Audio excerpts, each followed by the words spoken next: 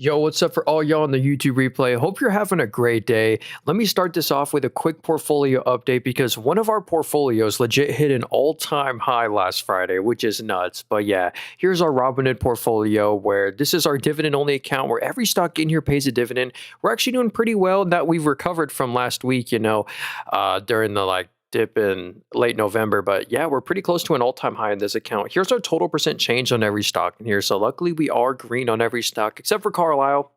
We're almost green on them. We also have a Roth IRA. Our Roth IRA, we've made a little bit of changes in here. These are all my holdings that I got in here now. So yeah, it's a lot of, probably you've never heard of any of these stocks. Maybe Weeble down here. Weeble's a really cool name right here. I do like ticker symbol bull. But yeah, let me show you my Moomoo portfolio because this is the account that hit an all-time high. I have a crazy news to share with you.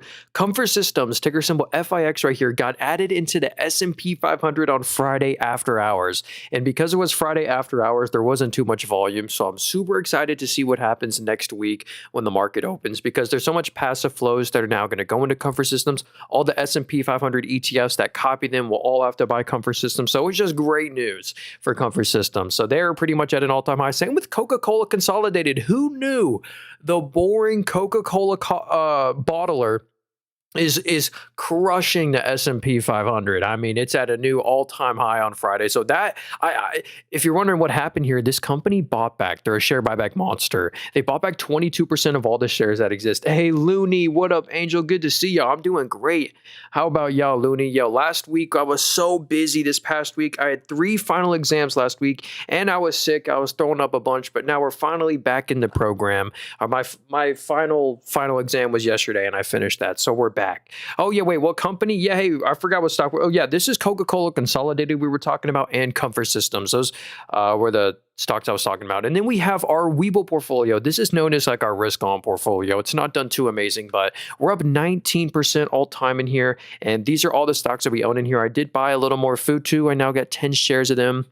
And here's our newest positions, or kind of, well, we've had Iron Mountain, but we got Iron Mountain in our Weeble account now, and we bought 5 shares of Calm Maine. This is that chicken egg producer, and I'm just so bullish on this name. I mean, on their financials mainly. The financials are the reason I'm buying more Calm Maine. They're a nice name there. So yeah, that was pretty much the portfolio update. Now let's see if I got any stocks you want me to look at in the chat here. What should I cash my taxable accounts to pay off debt? It depends on like which one's the higher rate of loss or return. Like if you can get 8% of your money in the market and the interest on that as well, you always want to try and pay off high interest debt. Yeah, but pay off the high interest debt first. Hey, what up? Good afternoon, Jim. QS stock, QuantumScape. So I don't love this one. Or let me actually go look at their numbers again. So I do believe they're still in their startup phase. Let's go check this. So yeah, if we go to the revenue down here, it says no revenue or no data because they've never sold anything. They've never sold a product or a service. They're a revenue-less company. And wow, that's actually not great. They're losing, look at that. They lost $300 million just this quarter. What about, let me go to quarterly. Yeah, okay, never mind. They're losing $100 million of net income a quarter. So that's the bad news, just the fact that they have no sales and they're losing $100 million net income a quarter, but they can afford to lose $100 million a quarter. Check out this balance sheet. I'm assuming this is from diluting you. Oh yeah, so that's actually not great. So you've actually been diluted by quite a bit, but at least they have $1 billion, but diluting you at least beefed up their balance sheet. So we really just want to, I just don't love the companies that are startups with no revenue and they lose a bunch of money. Like those are just not the kind of stocks I like to buy, but we want to see this company have some revenue and they're not planning on making any money in the next 6 months. So I don't know, but there must have been some great news. I think this is one of the like lithium rare earth mineral plays or something like that. I don't remember, but yeah, sadly, just because of the fact that they have no sales and they lose $100 million a quarter just scares me a little bit. And they're diluting you by a lot. And here's another kind of company that someone said is kind of very similar. Zia said TMC. This is another one that I can't really honestly recommend. It's really so much future speculation. It's another company with no revenue at all, and they just burn through a lot of money every quarter. And I just don't like buying these kind of and of course they dilute the life out of you as well. So they've had a lot of nice momentum. What this company wants to do is they make these underwater robots that literally suck the nickel and the copper and all this stuff out of the water, and then they're left with the precious metals. But it's just a lot of hopium, I feel like. They have no real results yet, and I just be really careful with that one. I feel so bad. All the stocks are I'm like so bearish on. Let's check out CAPR right here. What's this one? So, wait, CAPR. So this is Capricorn Therapeutics. I don't know what this one is, but there must have been some fantastic news for the stock to go from literally $4 to 40, or it's $26. So my guess is they had some successful FDA results.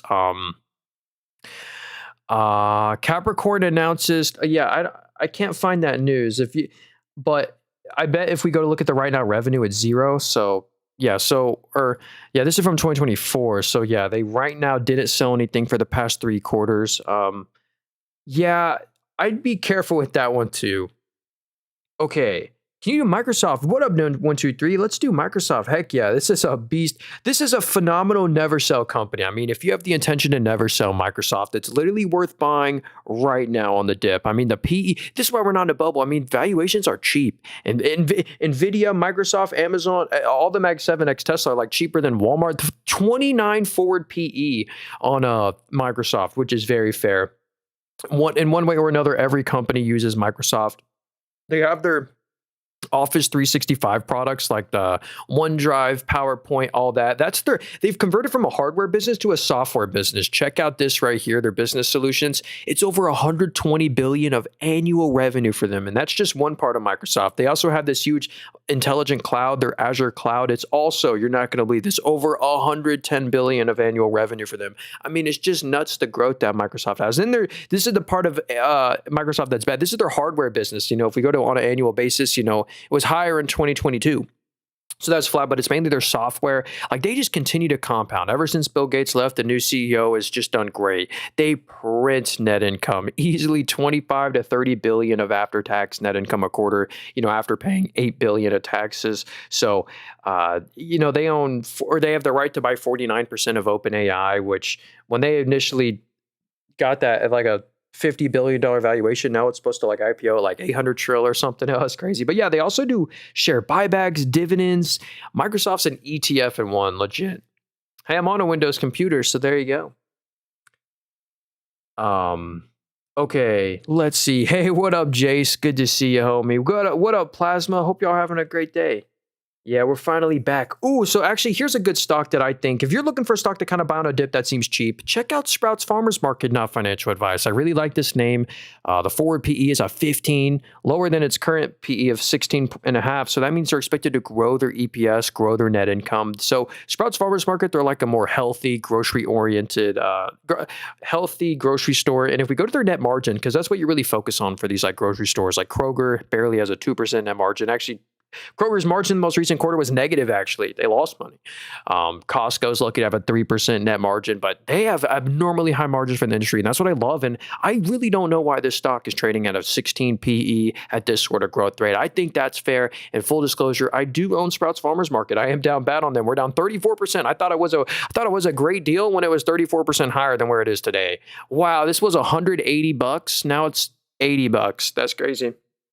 They do insane share buybacks. That's what I love. They also don't pay a dividend. And so because they don't pay a dividend, if we head over here to their share buyback program, they haven't been doing too much share buybacks right now because the stock has been high, but they always buy like 3 to 4% to sometimes 6% of the company every year just in share buybacks. So that's why I love Sprouts Farmers Market. And the little sell-off ain't scaring me. I'm looking to potentially buy more. I'm certainly not selling. User said Netflix after the merger. Yo, that was huge news. Netflix just bought Warner Bros. Discovery for $70 billion. I mean, what's their market cap? So that's huge. That's like 10% of the whole market cap. So Netflix to acquire, yeah, here it is. Netflix to acquire Warner Bros. And HBO it was $82.5 billion deal, but it faces regulatory and antitrust scrutiny. I mean, I was looking at the chart earlier. Netflix already has the number one market share, and then HBO and Warner Bros. Have like a 10 or 11% market share. Like that is something that I wonder what's going to happen if regulators will really allow them to just basically own 50% of the whole streaming market now. But anyway, check out Netflix is a phenomenal stock. Like they print net income. Check this out in the middle here. Easily 2 to 3 billion of after-tax net income a quarter, after they pay a bunch of taxes. 25% net margin. So yeah, they have like 300 million premium subscribers. They make $11.69 per month on average per user. But the valuation is a little high here, but They certainly deserve a high multiple because of how like resistant they are. Like they're the subscription model play every month. Like people will cancel their Netflix subscription last, or like I don't know. Anywho, I really do like that name, but I wonder what's going to happen with the Warner Bros. Stuff. All right, my worst stock I own went up 400% this week. Oh wait, hey, I saw you post that in the Discord. That's awesome, dude. Ooh, Bronco said ChargePoint. Okay, this is one of my biggest losses. And has anyone seen my like Magnificent Seven video on TikTok? I included ChargePoint on the Magnificent Seven list because wow, they're up 22% on Friday, but that's after they were at all-time lows the day before. So I'm so glad I took the loss on this company. Check this out. Sometimes selling out of a stock, even for a huge loss, is the right decision, because if you look at the company and you think they're going to go lower, like I sold this stock right here on that. Oops. I sold. Oh well. I sold all my shares like way back here, and guess where I bought my shares? So that was the sell order on this day right here. And look, these are some of the buy orders. Let's see. Yo, this is why you don't listen to me. Well, this is why you always focus on financials. This huge loss taught me. I never used to look at financials and stuff, but then I realized it really moves the stock. Like here's why ChargePoint is going to zero, I think. If you look in the top right, the market cap, the whole company's worth 243 million. So remember that in the back of your head, the whole company's worth 243 million. You could literally buy the whole company for that price. So let's say you buy it. Here's what you're buying. This is the asset you're buying. And it starts to make sense why this stock's at all-time lows. They lost 50 mil, 60 mil, 50 mil, 50 mil. That's already 200 million of plus a net income. They've already lost more. They lose more net income the past year than the whole company's worth. So you already lose your investment in a year. And look at this. They all for eternity. They just burn through net income. And you'd hope the top line's growing, but it's not. So that's the recipe for a stock being at all-time lows. Financials always explain it in the long run. That's why Palantir and Apple are at all-time highs and they're at all-time lows. Same with Lucid. Lucid's a very bad name, and I feel bad. Okay, let's see here. Is VRT ETF good? ETF. I haven't heard of that. I'm looking for that ETF. I can't find that ETF, but maybe you're talking about just VRT, which is Vertiv. I think they're like the better. They sell these like server stack products. What's this right here? Vertiv acquires PureDrive for $1 billion to expand liquid cooling services. Yeah, they're kind of like a better super microcomputer, but like I haven't done too much research on this company, but I should have bought them over super microcomputer. They have just massive growth in the middle here. What's their net income? Yeah, look at that net income growth. They went from 176 million to 400 mil. So, okay. How about Bull? You know what, Taz? Let's do Bull right here because that's one of my more recent purchases. If I head over here to my Roth IRA, and again, as much as I love this stock, I wouldn't make it as a big size position. I have 50 shares. They're still pretty, honestly, they're like fairly valued. If not, they're still overvalued even at this price right here. Even on my generous forward PE, but I'm more bullish on them than the analyst. Yeah, they have this at a 69 forward PE.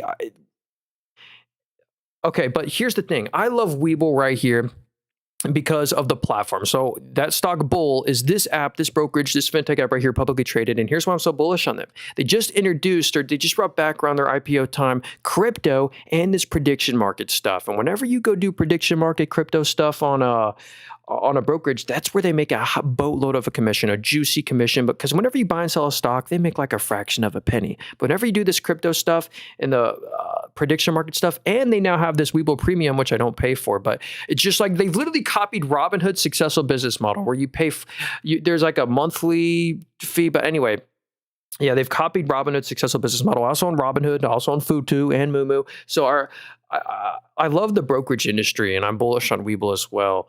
But wow, Weeble's more expensive than Robinhood on a forward multiple. Ain't that kind of fun? Yeah, Weeble's more expensive than Robinhood. Futu is a steal of a lifetime, I think. I just bought 2 more shares. That's another brokerage. That's that other brokerage I'm on. Ticker symbol FUTU. I just bought 2 more shares at 169.69, and that's this app right here, publicly traded. I think this is the real hidden gem brokerage stock. Okay, let's see here. You still hold Nebius? Hey, what up, Bogdan? I've never owned Nebius before, but we can check them out. If they're actually in the NVIDIA portfolio, if we head over here, check this out right here. Oh, hey, what up, Ty? We'll look at EOSE. Let's see here.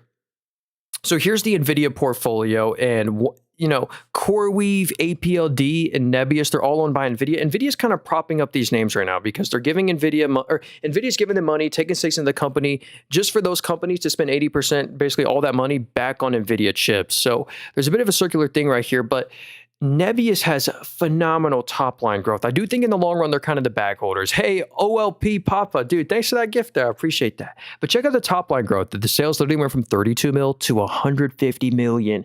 And check out what analysts are expecting in 2 quarters. It's going to go from 150 million to 169 million. That's insane. And that's because of a Microsoft deal that they got. They're still losing a lot of money every quarter, but 100 mil a quarter. But the losses, let's see, they are expected to narrow to only 66 million of losses. Yeah, they're also headquartered in the Netherlands, so you might get a weird tax form or something. But it's a company that owns a bunch of GPUs and data centers. Nothing proprietary really. They do the same thing as Iris Synergy, CoreWeave. But what Nebius got was a huge $17 billion deal with Microsoft. It's because Microsoft doesn't want to hold that bag. They don't want to buy all the chips for this. So $16 billion of the Microsoft cloud is now going on Nebius's data centers, and that's why the top line growth is exploding. But it's not profitable growth yet. So I wouldn't have that as a big size position. What is this one? EOSE. Hey, OLP, if you got a stock you may look at, let me know. We'll check them out there. So here is EOS Energy. Look at Marvel. Hey, if you got a stock you may look at, give me the, Marvel chip. I think they report earnings soon. And we'll look at Duolingo, Reddit. Yeah, I do own Reddit, Kyle.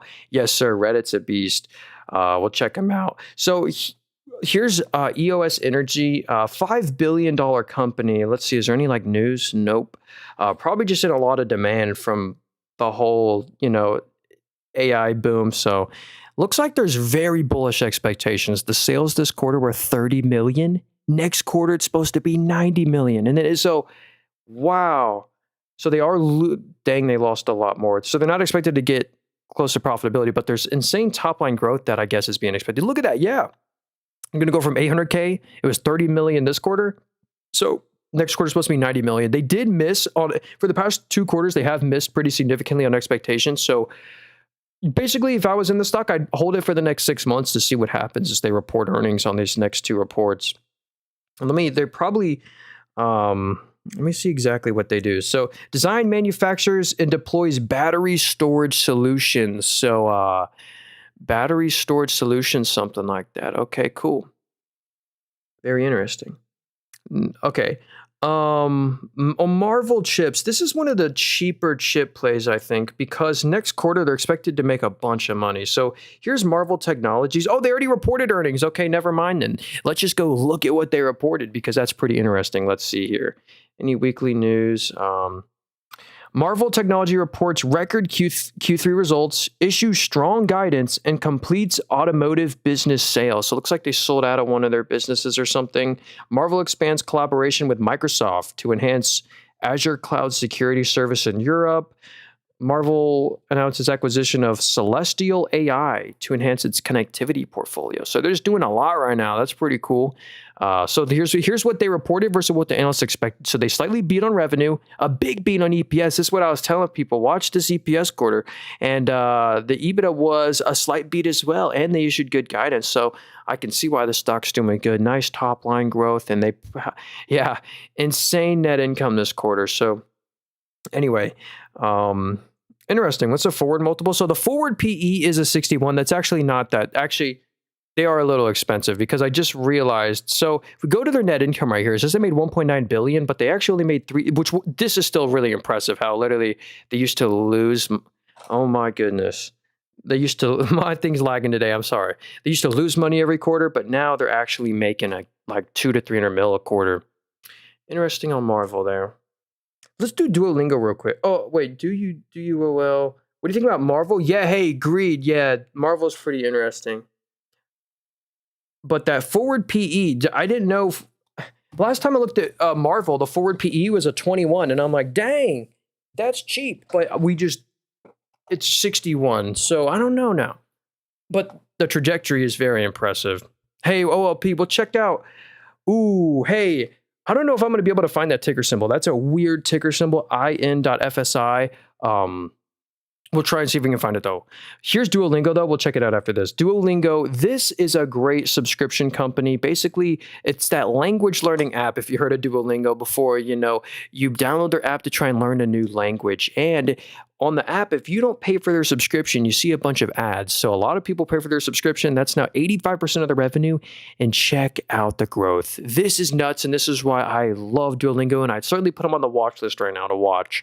Check out the growth of this. It's up 45% after it grew 50, after it grew 50, after it grew 50. Like it literally is just 50% growth every single quarter. So that's insane. And not just their subscription revenue, but also the advertising revenue at a new record, up 45% year over year. So, but the forward PE is still expensive. What is it? Well, no, actually, that's fair. 44 forward PE on Duolingo. It's still a little expensive, but why are we looking at the forward PE? Because if we look at the right now PE, it says a 25. That's not true. They had a little one-time adjustment because it says they made 290 mil in net income, which, EPS is just net income. So it says they made $6 of EPS. Well, they didn't actually. Again, you always look at you always blend together the operating profit with the net income because the operating profit doesn't include all those little one-time adjustments. That's why you especially got to look at operating profit for Tesla because Tesla does so many fudgy stuff to their EPS numbers where the business constantly loses money. But okay, anyway, the business still hit a record profitability this quarter, 35 mil, up 160%. They've deleveraged the balance sheet. Everything that Duolingo's doing is headed in the right direction. I love them. But to be honest with you, at this 44 forward PE, it's probably fair. Like it deserved to gap down on this day right here, sadly. And also the AI thesis is hurting them. I had a few people in my chat say, like 2 people now, they like on different occasions where they're like, yeah, I just canceled the Duolingo subscription because ChatGPT or OpenAI is this new one that's completely free and it does the same and Google's working on one. So it's a commodity, just learning a language, you do it through Duolingo, but maybe that's why they're also being hurt by the AI thesis right now because what will it be in the future? But let's check this out. Hey, thanks again for the gift there. Let's check this out. FSI. Oh, wait, just FSI. Okay, bet. Here we go. Flexible solutions. Sorry if I'm missing so many stocks. I'm so sorry. We'll look at Sezzle and we'll try and get to dude, AutoZone. I'm freaking telling you, AutoZone's at like a 25 PE, and they're the kind of business I want for the share buybacks. You know what, Looney, remind me to look at AutoZone. We need to look at that one. So here's Flexible Solutions. You're right, it is a small cap. If you look in the top right, the whole company is worth $87 million. We don't normally cover these kind of companies, but let's check it out here. So they make biodegradable polymers, or BCPA. And it's not too growthy. Well, I mean, the revenue's up 15% year over year. So they're doing about 10 mil of revenue a quarter. Let's go see, are they profitable? So actually, that's really impressive. They're actually making, like if you average out the 4 quarters, they're actually profitable every single quarter. Again, really small numbers here. We want to see that kind of grow significantly faster. But honestly, out of all the $80 million companies out there, I'd want to buy the one that's making net income every quarter. And according to analysts, they're trading at a 15 PE, trading at 15 times forward net income. So biodegradable polymers, I wonder what that is being used for. Maybe we can check out their website real quick. Devoted to embracing green way of living, nanochem solutions. E&P investments, so some sort of like water. Oh, they're headquartered in Canada, so do beware. They are HQ'd in Canada, but pretty interesting, that 15 forward PE there, I will say. What's this platform? Oh, yeah, if you want to get this platform I'm on, it's in the link tree in my bio, very first link there. It's my favorite app to buy stocks on. Hey, what up, Eric? Good to see you. So let me look at AutoZone real quick. So AutoZone, wait. SEZL, SEZL, then we'll get to AutoZone. So Sezzle, this is like a really cheap fintech stock right now. The forward PE is a 15. The current PE is a 21, but they're expected to literally grow their EPS at / net income by another 30% the next year. So I don't know why they've had such a massive sell-off. Maybe just increased competition from Dave or something. I don't know. But check this out. Every quarter, it's so impressive. They beat on expectations, beat on revenue, beat on EPS, and they beat on EBITDA this quarter. It was a triple B quarter. The top line, the sales are up 66 after it grew 71, after it grew 35, after it grew, after they IPO'd when it was a 0. So that's so impressive. Just the top line growth, and not just top line growth, but bottom line. They're easily making over 100 mil easy of after-tax net income a year, investing in the future. So I really like Sezzle, and I'd certainly put them on the watch list. They're just like a Dave, and I do own Dave as well. Check this out. Where's Dave? Dave, I think, is even cheaper on a forward PE. I don't know. Let's see. They're very similar. Yeah, 17 forward PE. The other one was at like a 16, or actually, there was a This has the S&P Global forward multiple instead of the Weeble one. So yeah, this 17 forward PE on Dave. Interesting. Happy Saturday. Yo, Rand, good to see you, man. Hope you're having a great day. So here's a really cool stock that I think everyone should potentially put on their watch list because they don't pay a dividend, but they make up for it in terms of share buybacks. If they converted, and share buybacks just force the stock to go up. If they converted the share buybacks to dividends, you'd legit get like a 4 to 5% dividend yield on AutoZone, but they choose to do it in share buybacks. So if we look at the PE ratio, the PE is a 26, the forward PE is a 24. So this is recession resilient. Look at this chart. I mean, not many other stocks they don't dip. Like they literally don't dip. And that's because of the share buybacks. I'll show you very shortly. But even in a recession, you got to get your battery, tire, whatever replaced, air conditioning in your car. You're still going to do that in a recession. You can't just not have a working car. So if we go to their net income, again, you normally wouldn't expect a stock like with their net income, negative net income year over year comps to have this sort of stock price. But here's what's propping up the stock price. We head over here to the share buybacks. Where is this? Have I scrolled down too far? Okay. Here it is. So actually, I wonder if we can pull this up on an annual basis. Annual. Oh my gosh, we can do annual. That's so cool. Okay. Wait, we've got to scroll down again. Annual share buybacks. Check this out. So for the this is a fiscal year, but 2024, they did 3 billion of buybacks, 3.5 billion, 4 billion of buybacks, 3 billion. So all for eternity, they just buy back a couple billion of their stock every year. So, and it compounds on top of that, but the whole company is worth $63 billion. So each time they buy back their own shares, that's like 4 billion. That's like 5%, 6% of the company. So anyway, AutoZone is just a share buyback machine. And sorry, my Wi-Fi is just terrible today, so it's a little slow. I made that look weird. Let me just share with you here we go. If we could just look at the total common shares outstanding, in 2021, you can see how it just declines every year. In 2019, it was 25 million, then was 24, 22, 20, 19. Every year they just 17. So the share buybacks are just nuts. And every time they buy back their own shares, it makes the EPS go artificially higher, which makes the PE ratio go down lower, gives you more ownership in the company, makes the dividend cost go down. So in short, it just forces the stock to go up whenever they do buybacks. AutoZone's pretty cool there. Dude, Rand, thanks for the little cake gift there. If you got a stock you want me to look at, let me know there. I got you. So yeah, AutoZone needs a stock split, but yeah. Yeah. O'Reilly is the same way. ORLY, they do the exact same kind of thing. Look at the stock prices on these. So in my opinion, maybe just add it to the watch list right there. Yo, Dr. One Fly, no way, dude. Thanks for all those gifts there. Wait, what is this? TikTok says there's a treasure box. I don't know what that is, but that's cool. Okay. Ooh, CRMD. Wait, we got to look at Adobe. And then we'll look at CRMD. So ADBE, then we'll look at CorMedix because I am a shareholder of CorMedix. I'm not a shareholder of Adobe though. Yeah, hey, what up, Doom? And Hades. And so... Yeah, dude. Yeah, the Wi-Fi is just, it's been good recently. But anyway, here's Adobe. Check out the forward PE or just the PE. They trade at 20 times net income. That is so cheap. But that's really because Adobe's getting hurt by the AI thesis. You can generate logos and great looking art in ChatGPT and Google Gemini.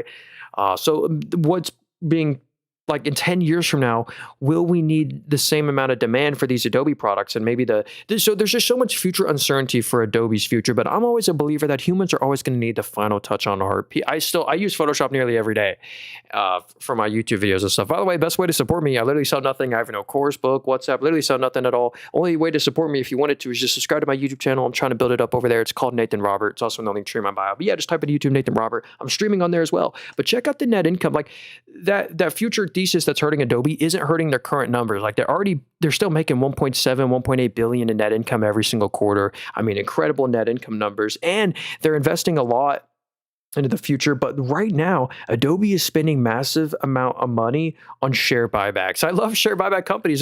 They spend the past year, that's way more than AutoZone. Like, wow, they spent $10 billion basically on share buybacks just in the past year. So here's what that does for you. Kind of visualize that. If we go to the net income, here's what the share buybacks do. If you go to the net income, it's up by 5.2. So net income's up by 5.2, but the net income per share is up by 11.1. Again, the EPS growth rate and the net income growth rate should always literally be the exact same. The only thing that changes this is the share part of the ratio, and they've really bought back so much of their own shares. It's ridiculous. So pretty cool. I'd keep my exposure to Adobe low because I just don't want to have it as a major size position right now. But let's go check out CorMedix right here. I do own CorMedix.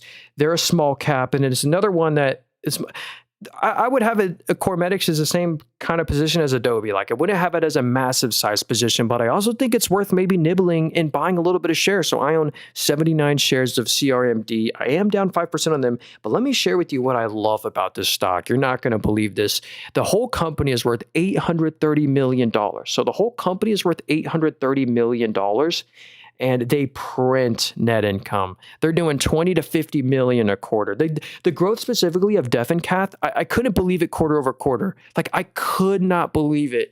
It grew 123% quarter over quarter just from the Def and Cath, and they also just acquired Malenta Therapeutics for like $300 million to diversify their portfolio. They also acquired like a $5 million stake in Talfa TLPH, and that's now worth $15 million.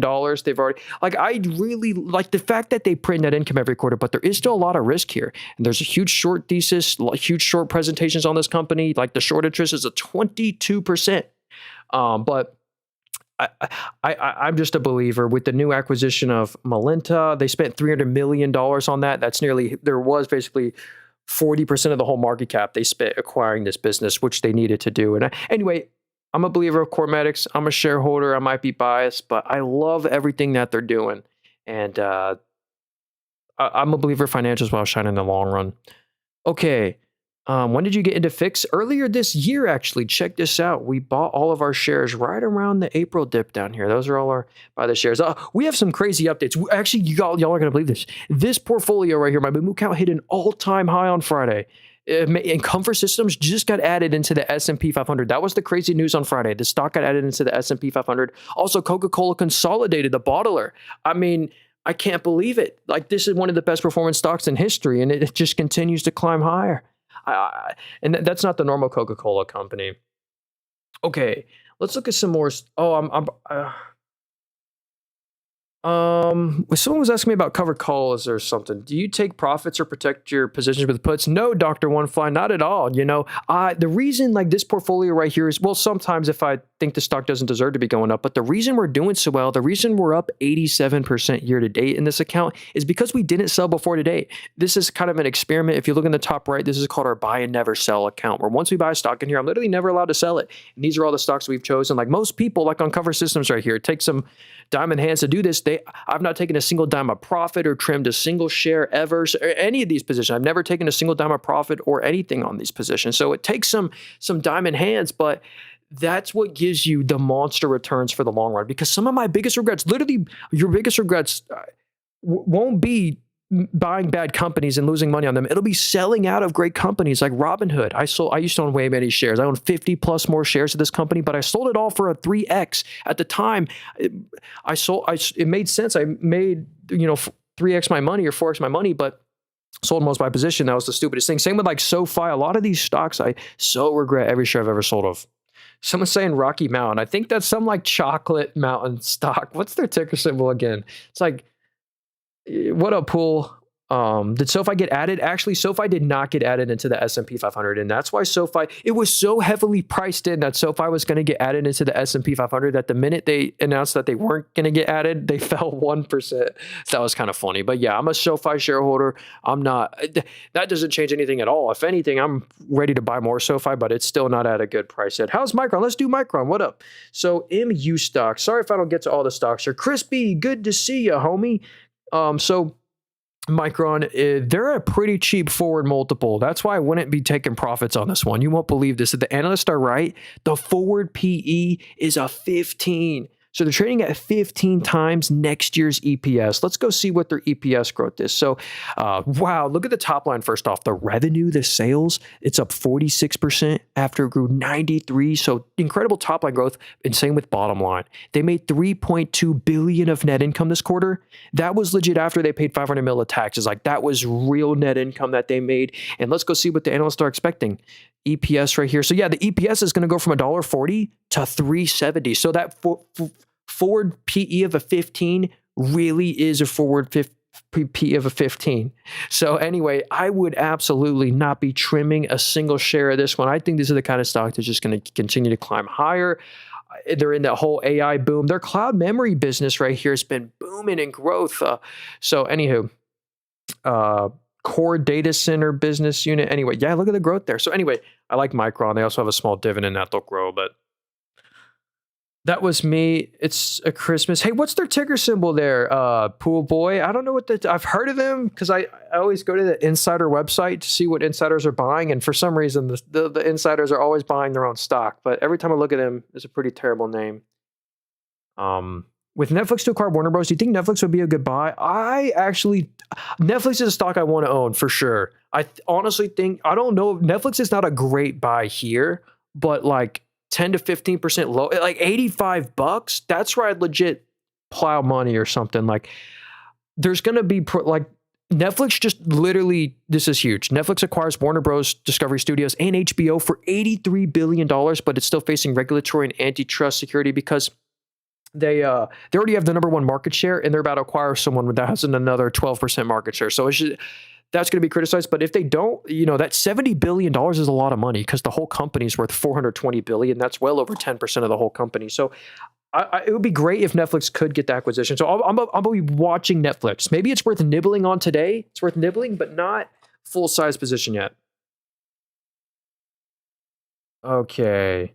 NVIDIA, hey, what up? Cross V says, is NVIDIA going to have competition in chip making? Meta and Google aim to make their own. Yeah, or actually, you think you mean Google and Amazon. They're both making their own type, basically TPUs, tensor processing units.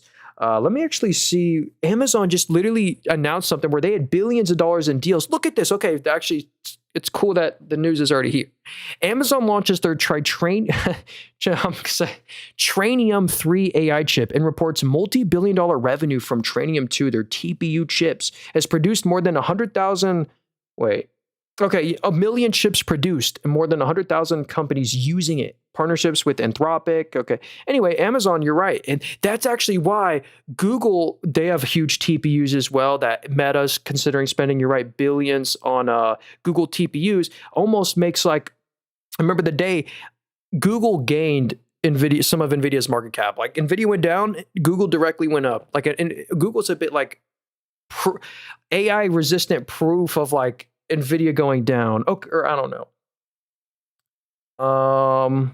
What app? Oh yeah, hey, again, if you want to get this app I'm on or any of these apps, they're all in the link tree in my bio. The one I'm on right now is the very first link in the link tree in my bio. CEG, hey, actually CEG, this is my favorite nuclear play. They literally own 33% of all the US's nuclear reactors, and I'm pretty sure they just got clearance. Yeah, they just got clearance from the DOJ, the DOJ just approved the 7. That's their final clearance. That was the final thing in news. So they're finally going to be able to acquire Calpine. It's probably going to happen within the next 2 weeks. And I'm so bullish for when that happens. The stock's probably going to rocket the day it does. Because whenever they acquire this company, it's literally going to be accretive 50 cents every quarter for the rest of time to their EPS, as well as $2 billion of annual free cash flow. Accretive. Crazy. So let's see here. I have 1,000 shares of NTFL.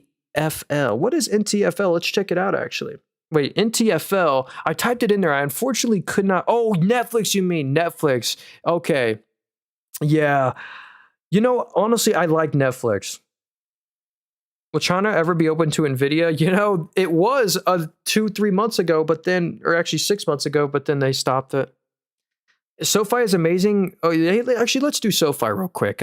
SoFi is amazing. I am a shareholder. It's just too expensive. 46 forward PE, even after this little dip right here. I don't think it'd be worth buying anything meaningful yet. Even honestly, around the $24, Under 20 is where you really load the boat because it's still really overvalued. But here's why SoFi definitely deserves a high multiple. And I'm a shareholder. I want to see them do good. Check out their financial services growth right here. You can't make this up. No analyst expected this. This beat all expectations. It's up 76% after it grew 101, after it grew 222, after it grew 440. Like, no wonder this is crazy. And we can see the analyst expectations. That's the orange line here. Constantly, every quarter, they beat on revenue. They beat on EPS. They beat on EBITDA. It's a triple beat quarter every quarter. So no wonder people are really starting to take SoFi serious. They're making 100 mil plus of after-tax net income a quarter. The top line growth is super impressive, beating expectations every quarter. So I love SoFi, just don't love its current valuation. We're almost up 5x on them. But I regret every share I've ever sold a SoFi and a lot of other names. Oh yeah, someone was asking me about Reddit earlier. I never got to them. If he's still in here, let me know. Maybe we'll go over Reddit, but Reddit's another one. Reddit's even more expensive than SoFi, but like it's just like SoFi, Netflix, Reddit, Palantir. They all deserve high multiples. I don't know about how expensive though, but yeah, Reddit at a 63 forward PE. Hold Google, buy the dip. Yeah, wonder if Google will flatline or go down, considering selling half. Honestly, Crispy, I think that's the kind of stock Google you don't really want to ever sell, unless you really unless you buy back into it later, which is kind of like trading. But I think Google's a never sell. I think in maybe 10 years from now, you'll be like, dang, why did I trade Google for cash when it's way higher now? Google is certainly a tough buy here. They're worth $4 trillion. It's a hard law of large number double from here, and I totally get that. But you should get the nice dividend growth. Okay, so here's S&P Global. This is actually a great data analytics company. They have a shared oligopoly on the credit rating industry. They credit rate debt. Like according to them, Microsoft is more likely to pay on their bills than the U.S. government, according to their S&P Global rating. So yeah.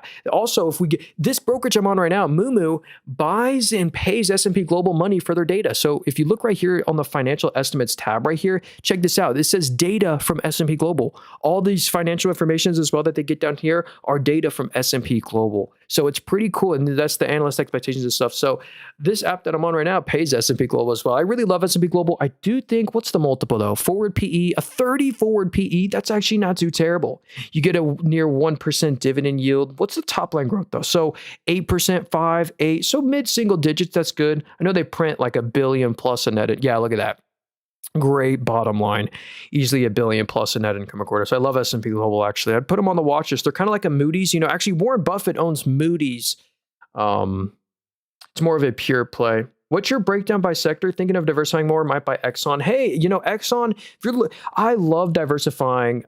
You always want to own a little bit of oil. You don't want to have a lot of oil and gas stocks, but you want to have a little bit of it because whenever there's recession, war fears, currency fears, whatever, oil does good in those environments. But what oil doesn't do is ever outperform the market. There's maybe for the year when there's a thing, but in the long, the tech-heavy S&P 500, the tech-heavy S&P 500 will always outperform Exxon Mobil, but what you do get is the diversification and a great yield. You get a 3.5% dividend yield. They slowly raise it every year.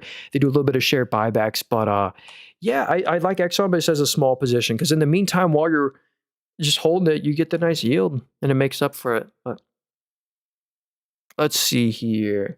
Vince said AppLovin, dude.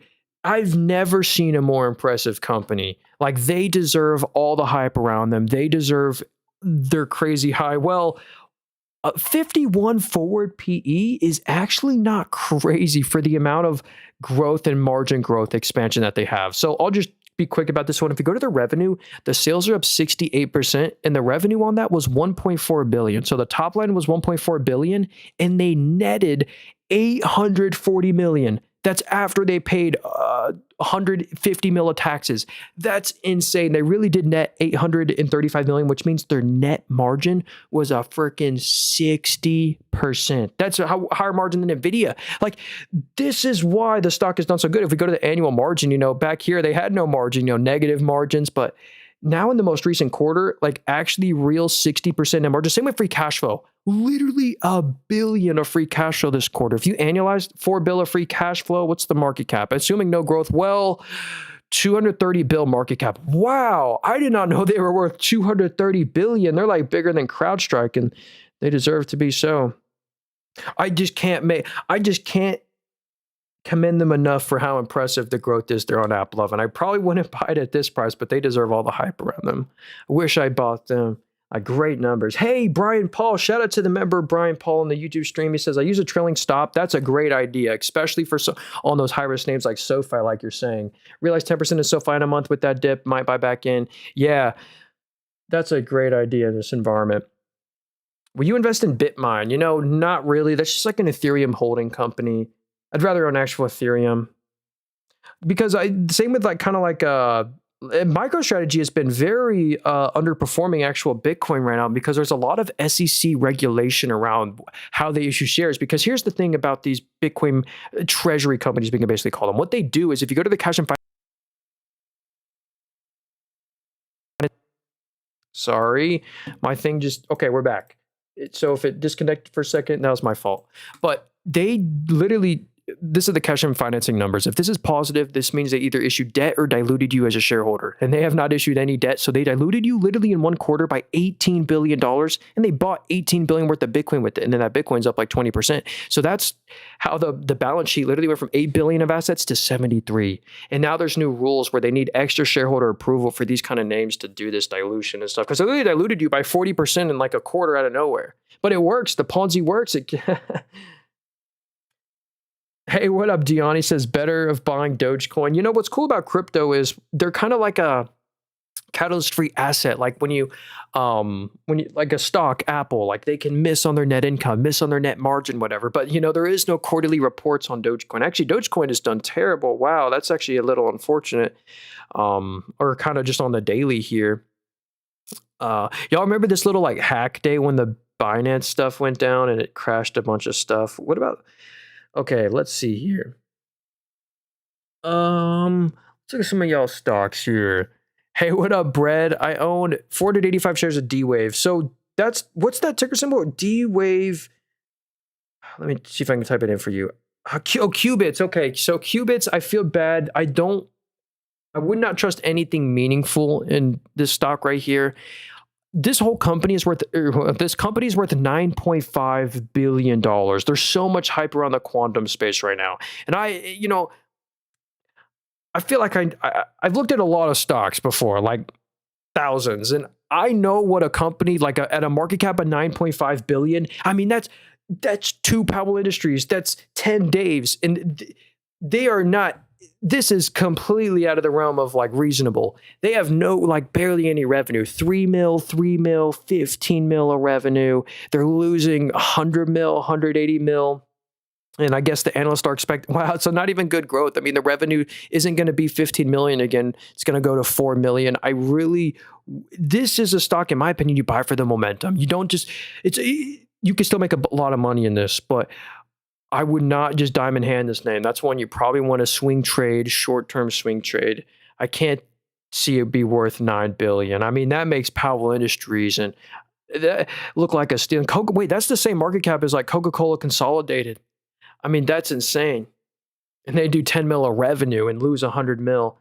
It's a tough one. There's a lot of future hopium with D-Wave Quantum, unfortunately. Okay. Yeah, hey, my bad there. Big said ASST. Is that asset or this is Strive. Did they change their name? Actually, we're not going to cover this name. Well, hey, Isaiah, no way. Good to see you, man. We'll check them out too. What up, Josh? Hey, Josh for the 6 roses. I appreciate that, dude. Thanks for that. And Isaiah, thanks for that gift. We'll check out SMX too. Here's Strive. They're only worth $700 million. And wow, it's a penny stock. The shares are 90 cents each, and they're at an all-time low today. Let's go see if we can figure out why they're at an all-time low. So yeah, they lost 4 mil, 6 mil. Wait, do they have revenue? Like, why is there only 2 quarters of data here? I don't think they have revenue. I think this might be a revenue. There is no like analyst expectations here. Unfortunately, I wish I could give you some thoughts on this, but crypto treasury company. So it's a Bitcoin treasury company. Okay. Yeah. Wouldn't trust them, sadly. I'm scared of the AI bubble. Then you should buy some stocks that are AI proof, which, oh no, I kind of heard, well, I don't know.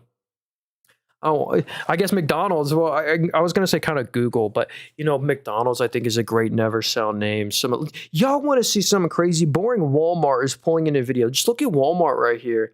Wow, all time high on there. Okay, actually, Walmart is now more expensive than Nvidia. It's more expensive than all the Mag 7 except for Tesla. What are you studying in college? Hey, what up, Henry? Yo, I'm studying finance right now. Or that's my major. Waste management. Yo, waste management's another great one, Actually, I have a little watch list right here of safest never sells. I'm still adding to this list. But AbbVie, HCA Healthcare, Waste Management, BlackRock, McDonald's. I love all these names. So let's look at SMX right here. So I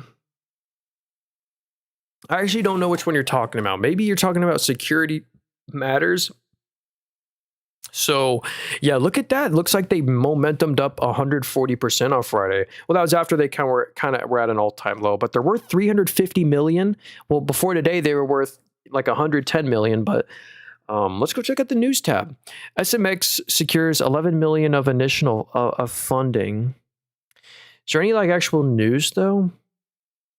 Let me know if there's any actual news here. I wish I could give you more thoughts on this company. Maybe we can check out the intelligent Moomoo comments. So if SMX raised 11 million, how many shares are available? I don't really know. I wish I'd give you more thoughts on that one, but it looks like a lot of momentum around that name. What are some good AI-proof ETFs? Or that's maybe I guess oil, insurance sector, like a progressive corp maybe. These are good questions. Maybe that's actually that could be a fun little video where I could just do a whole one about that. Like AI-proof stocks, like McDonald's, Waste Management, AbbVie. Those are three the best picks, but those are a little boring. But boring is what you want.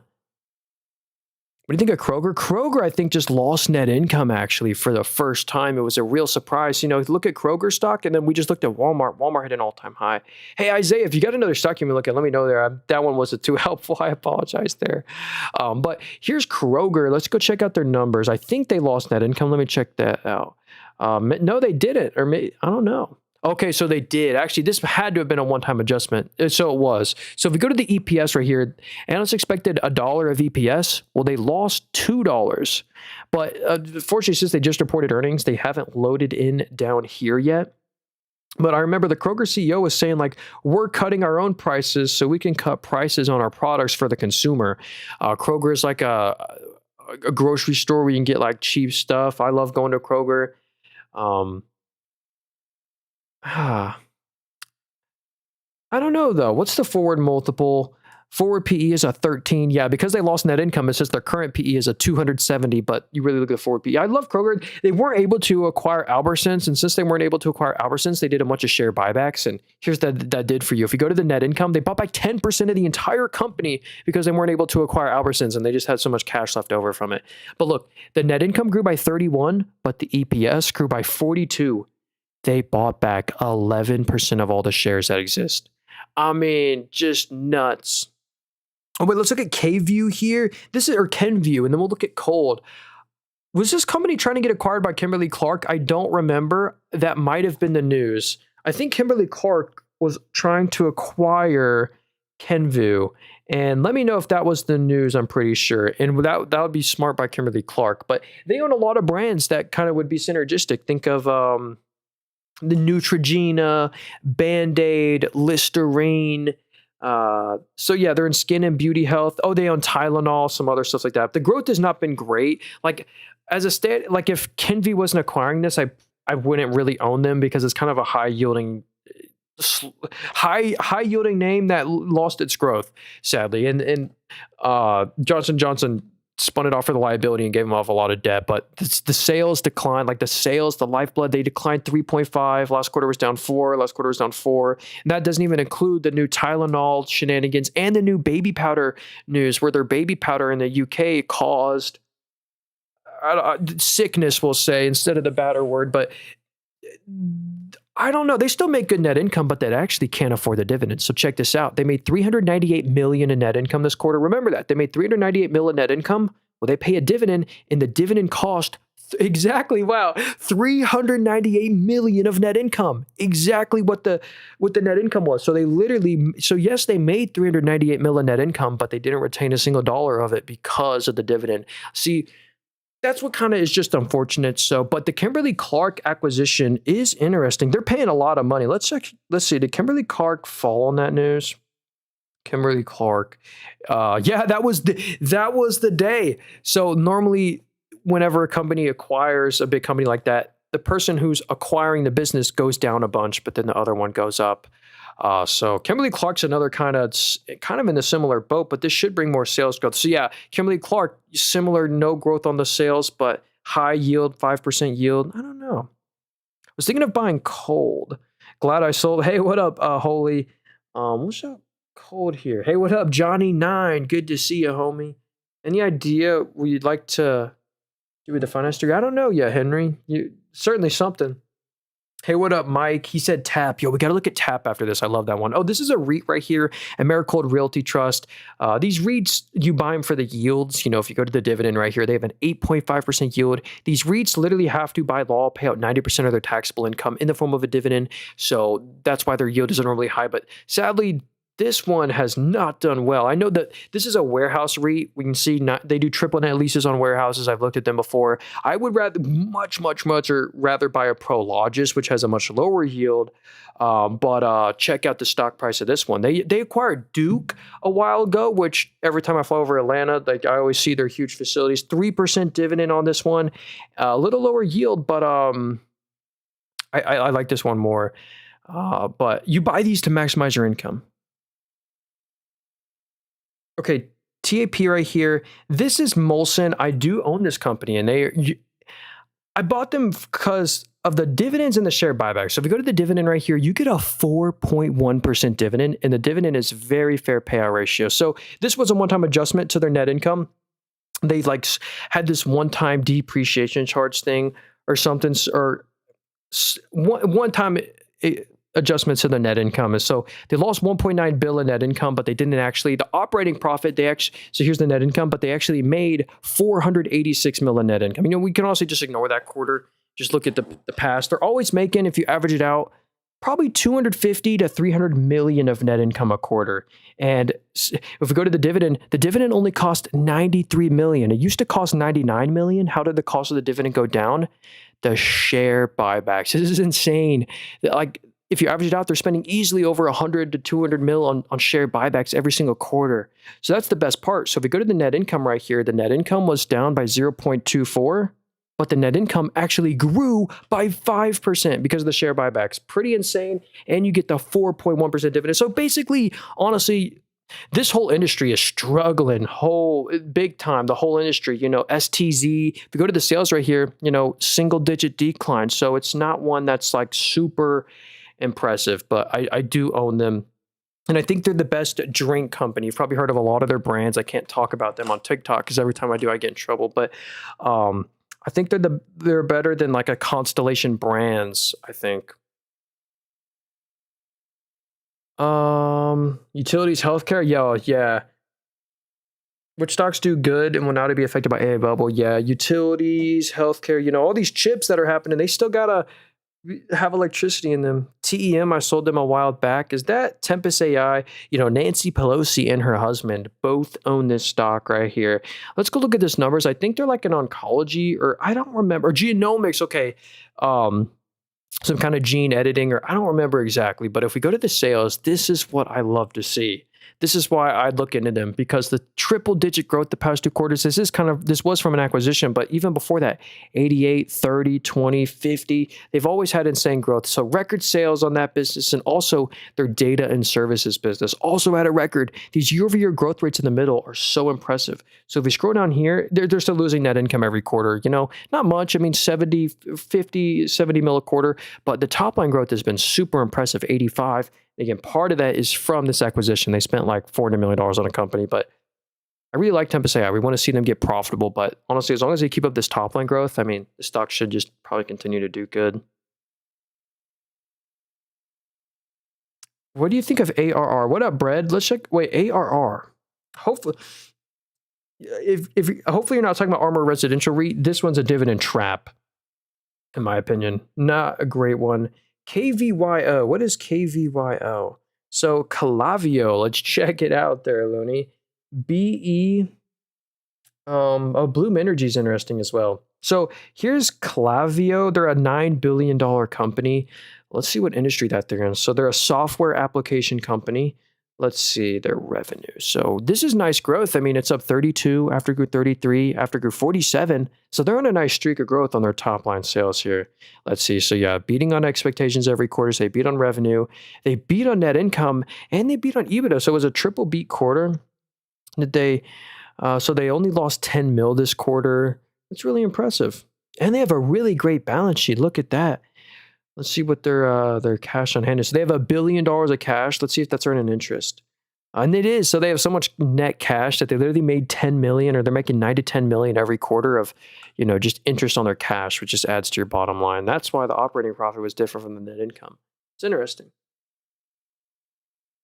Yeah, for the dividend. Yeah, hey, I also own Tap there. I do. I like them for the dividends and share buybacks. We are down on our shares though. We're down 10% on TAP right now. So yeah, thoughts on Procter Gamble? Ooh, let's do this one right here. So this is a great consumer staple. I mean, everyone uses their brands, or like Old Spice, Gillette, Tide, like Old Spice. Like they have so many brands here, but the growth is slowing down just because the whole industry is. But I love how diversified that they are. Yeah, they own, or I don't think it's the other one. That's not Huggies. It's the other diapers. Well, anyway, fabric and home care, most of the revenue, baby, feminine, family care products, beauty products, healthcare products, grooming products. So they're in a lot of different industries. But if you go to their top line, this is why I think they are trending down a bit, but still worth looking and buying. So this is a phenomenal never sell stock. Just buy, never sell, and you'll be good. So if you look at the top line growth, this is probably why the stock is slowing, because their organic growth, she showed it up here. Organic growth just went negative, or basically zero. So yeah, the sales are up 3, it was up 1.7, -2, -2. It just loses to inflation just barely. But if we go to the net income, they print net income. This is what I love. Easily call it $4 billion of after tax. Yeah, that they made $4.8 billion of net income after they paid $800 million of taxes. That's real. They're making 3 to 4 billion of after-tax net income a quarter, and the dividend only cost 2.5 billion. So they have leftover money, and they're spending $1 billion plus on share buybacks every quarter. So yeah, they own I think they own over $21 billion plus brands like Tide and Old Spice, and it's pretty interesting. Okay. Wait, CAPR. Oh, wait, we already looked at that one, right? Or yeah, I could not see any news on that company. Yeah, hey, if you want to get this app, it's called Moomoo. It's in the link tree in my bio. Very first link there. It's my favorite brokerage. Yeah. So let's see here. In my modeling, PG still manages to be worse than Kimberly-Clark, even with the acquisition debt. Really? I'd actually way rather own Procter Gamble than Kimberly-Clark. Kimberly-Clark, maybe with the deal with Kenvue, but before the deal, I wouldn't buy. Okay. Thoughts on Fiserv? Oh yeah, didn't they change their ticker symbol? I think FISV. So yeah, this is Fiserv right here. They let's see here. Fiserv right here, they're a $35 billion company. And honestly, right, if we look at their current valuation right here, their forward PE is a 12, so the net income is supposed to fall 30% or 20% from what it is today.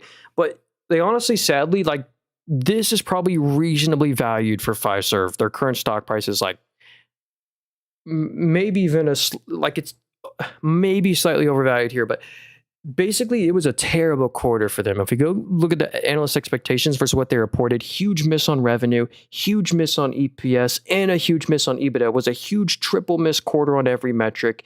And at these losses, and maybe they deserve a 12p. The revenue the revenue only grew 0.9, so the revenue's up 0.9, but the profits fell by 16%. So I don't know, maybe it's fair for this company to have around a 12 forward multiple at this sort of declining rates. Like net income is supposed to fall 20. If or I don't know.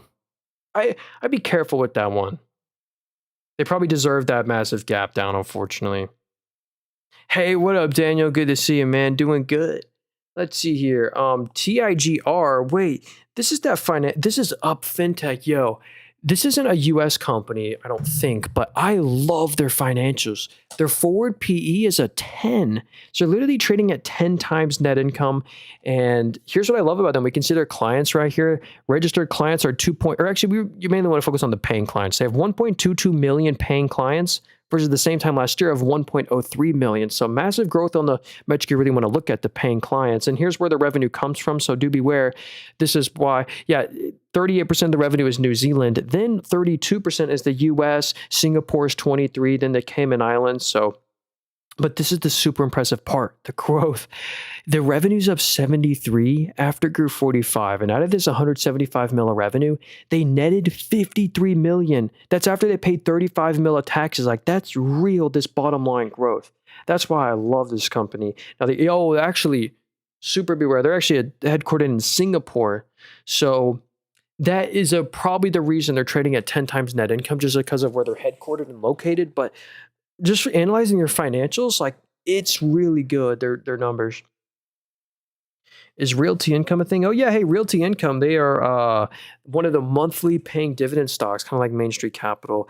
Now, for like a Realty Income, I don't really recommend you own this stock unless you just are close to retirement and want to maximize your income. Realty Income is the same price that it was in 2018, hasn't recovered from COVID, but what it does have is a sustainable 5.5% dividend. Because they're a REIT, they do triple net leases, largest triple net lease play in the whole US. They're in the S&P 500, dividend aristocrat, which means they've been raising their dividend for over 25 years, never had to cut it once. They have like a 98% occupancy rate. Used to own Realty Income, but I shouldn't own it for my age, and I'm maybe looking to getting back into Realty Income one day, but not yet for me. You don't really buy it if you're far away from retirement. You don't really want to own Realty Income. Hey, where's my fork? What up, dude? He said MST. Oh, MicroStrategy. So MicroStrategy, we can check them out. And Lamb Research. Heck yeah, Brian. We'll check out Lamb Research too. They're a really super cool name. So here's MicroStrategy. Basically, we already went over this one earlier, so I'll be super quick. But basically, what this company does is they just dilute you and buy Bitcoin with it. Like this quarter in 2024, Q4, they diluted you by $18 billion. So they issued 18 billion of shares, diluted you, but rose $18 billion of cash.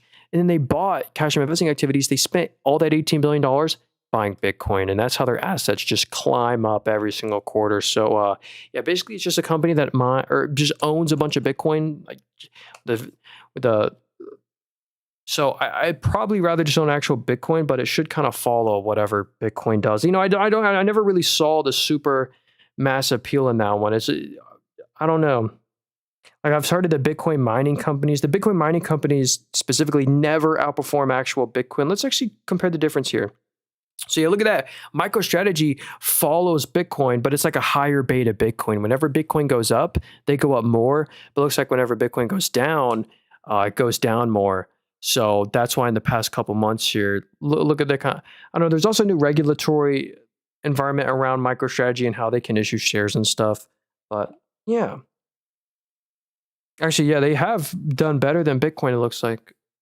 So LRCX. So this is Lamb Research. It's another chip play. I really love this company. Everything here looks great. They deserve to be at this all-time high level. The forward PE is at 32. Current PE is at 35. So net income's supposed to grow. Look at this. Every quarter, the orange line's the analyst expectations. Every quarter, they beat on revenue. They beat on EPS and on EBITDA. What platform are you using? Hey, if you want to get this platform, it's actually a software where you buy stocks on. It's in the link tree in my bio, very first link there, my favorite brokerage. But check this out. Lamb Research prints net income, and the growth rate's the best part. The net income is up by 40% after grew 25%. So the net income's super growthy. Actually, it's really margin expansion that's happening over here, because if you go to their top line, the revenue is up by 27. So revenue's up by 27, but net income is up by 40. So what does that mean in English? Margin expansion. Their net margin grew by 10% year over year, which just adds money to your bottom line. And you get a yield, a 0.6% dividend yield. They raise it every year, faster than inflation. They do some share buybacks too. So honestly, I like Lamb Research. They might be slightly overvalued here, but I love them. Um, hey, what up, Johnny? And someone said, "Oh, thoughts on Pan W?" Yo, this if you're looking for a cybersecurity play, actually, you know who owns Pan W? That's in the Nancy Pelosi portfolio. You know, she's a super investor. She has to make all her trades publicly traded. Same with all these people like Buffett and Kathy Wood. But anyway, if you go to Pelosi's portfolio, she also owns Visa. Hey, we'll get to Visa as well. Uh, hey, thanks. Yeah, hey, if you guys liking the stream, don't forget to hit the like and subscribe if you want to come back. We stream actually every single day, or I try to. I've been super busy the past week because I had 3 final exams and I was throwing up everywhere. It was a terrible week, but we're finally back. But we stream every day if you want. And we literally sell nothing. I have no course book, WhatsApp. I'll literally never follow you. Oh, yeah, watch out for people impersonating me as well. I'll never follow you or DM you. But here's Palo Alto Networks, a cybersecurity play, probably my favorite cybersecurity play. Honestly, I think I'm starting to like it more than CrowdStrike because of how profitable that they are. They still are super expensive. I'm talking they're traded at 95 times next year's net income. But this is the part of software that's immune from AI. Like we're talking about AI-proof stocks. You know, if you look at Adobe or Salesforce, these are really getting hurt by the AI thesis. But cybersecurity is an industry where specifically I think is just going to be more and more in demand because hackers will utilize AI and get better at hacking. And so in my opinion, the demand for cybersecurity will just always be needed and growing, especially in this environment. And Palo Alto Networks is my favorite play, a subscription model play. Well over half of the S&P 500 are customers. Look at the annual revenue growth on just the subscription revenue. It just hits a new record every year, every single quarter. So incredible growth on the subscription revenue and on their other business as well. Support revenues at a record, product revenues at a record as well. So everything here is headed in the right direction. Printing a couple $100 million net income a quarter, plus a free cash flow is massive. So for those reasons, Palo Alto Network is on the top of my watch list, but I can't buy them yet, or it's just too expensive for me to meaningfully buy yet, sadly. But I love them. Yo, Raphael said, "What's up? Hi from Jamaica. Good to see you, man. Hope you're having a great day." Uh, let's see. Visa, let's do Visa as well. Visa is just a great never sell company. You know, it's also in the Nancy Pelosi portfolio. Let's actually go back over there real quick. So Pelosi right here. Where's Visa? Yeah, here's Visa. So this is what's the forward PE? The forward PE is a 26 on Visa. That's why it's worth, like, if you plan to never sell it, it might be worth literally buying Visa or start the dollar cost average at their current prices because Visa is literally a shared monopoly with MasterCard. I mean, every time you swipe your credit card, those small little credit card transaction fees that are slowly bankrupting us are making Visa a lot of money. They're making easily after-tax net income every quarter, well over $5 billion of after-tax net income a quarter. And what is Visa doing with that $5 billion of leftover money of after-tax net income? Well, they pay a dividend. The dividend only cost $1.1 billion. So what are they doing with the rest of it? Share buybacks. This is insane. They're doing $4 to $5 billion on buybacks a quarter. And here's what that does. The net income actually fell by 4.2. So net income's down by 4.2, but the net income per share is only down by 1.1 because the share part of the ratio went down. So, and it gives you more ownership in the company, makes the dividend cost less. So I love share buybacks. Visa's a great never sell company. Hey, Urbex said, "Can we look at Grab?" Heck yeah, dude. Sorry, I'm missing so many stocks here. Like, we already looked at SoFi a few times, Mel. Don't spam there, dude, but maybe we'll get to them a little later. But yeah, here's Grab right here. Now, they are still a little expensive, 65 times next year's net income, but they just got profitable. Check this out right here. If you go to the net income, every quarter for the past year, it's their 10 to 20 million net income, because when we zoom out, they used to lose a lot of money. So you really want to do like a 2-year out forward multiple, and Grab's starting to look really attractive. But if you're wondering what is Grab, what do? They literally do exactly what Uber does, but internationally. They do it. Notice the US and Canada isn't on here. They're in Malaysia, Indonesia, Singapore, Philippines, all these other countries. And that's what's so cool about them. And not only that, Uber is the very largest shareholder here. So Uber is super incentivized to have Grab stock do good because they are the very largest shareholder of Grab and they're the most to benefit. So they're kind of backed by Uber and Toyota Motor. They own 5.5% of all the shares. And that was actually genius by Uber as well. I'm also very bullish on Uber. That's a great never sell stock. This gives Uber instant international diversification. So this is we know the commodity of ride sharing and deliveries are needed universally. So it's your international play, almost like a great way to get exposure away from maybe the tech heavy bubbly US, or I don't know. Pretty cool. AI has a blind spot, if you know what I mean. Yeah, hey, what up, Raphael? Let's see. CrowdStrike, is it cheap? Because CrowdStrike is super expensive, um, sadly. And I'd love to own CrowdStrike. Well, Visa takes a chunk of the business, not the users. Yeah, exactly. That's why, like, every time if you do something on Amazon, Amazon has to give 1.5% of the entire transaction to either Visa or MasterCard. So Amazon now has their own little card called like the Amazon card, where basically instead of giving Visa the 1.5%, you basically just get a 1.5% cash back on every order. That's also why Walmart was exploring using these crypto stablecoin cards, because then they don't have to pay Visa. Actually, it's a total of 3% fee. Every transaction, basically Visa gets 3%. Hey, David, what up, dude? Good to see you, man. He said SHOO. I haven't heard of this one before. Let's check it out here. Oh, Gary, he said Academy Sports Outdoor. Hey, actually, I was near one of those on Black Friday. It looked busy. They're kind of like a Dick's Sporting Goods. Maybe we'll check them out if my Wi-Fi doesn't crash here. So here's Steve and Madden. I don't know what this company is, but they have not done too well. They're the same price as they were in 2019 before COVID, but look at this recovery. They've had a massive recovery, and they had a great earnings report. Let's go see what they reported, because they gapped up and have just been up ever since. So wait, wholesale footwear, direct to consumer. Oh wow, look at the direct to consumer revenue. That's the higher margin play. It's up 76% year over year. Whoa. Was that organic, or did they buy a company? So maybe they bought a company for that because they spent 400 mil buying something, but that's impressive, the growth there. Wholesale apparel and accessories. So maybe it's kind of like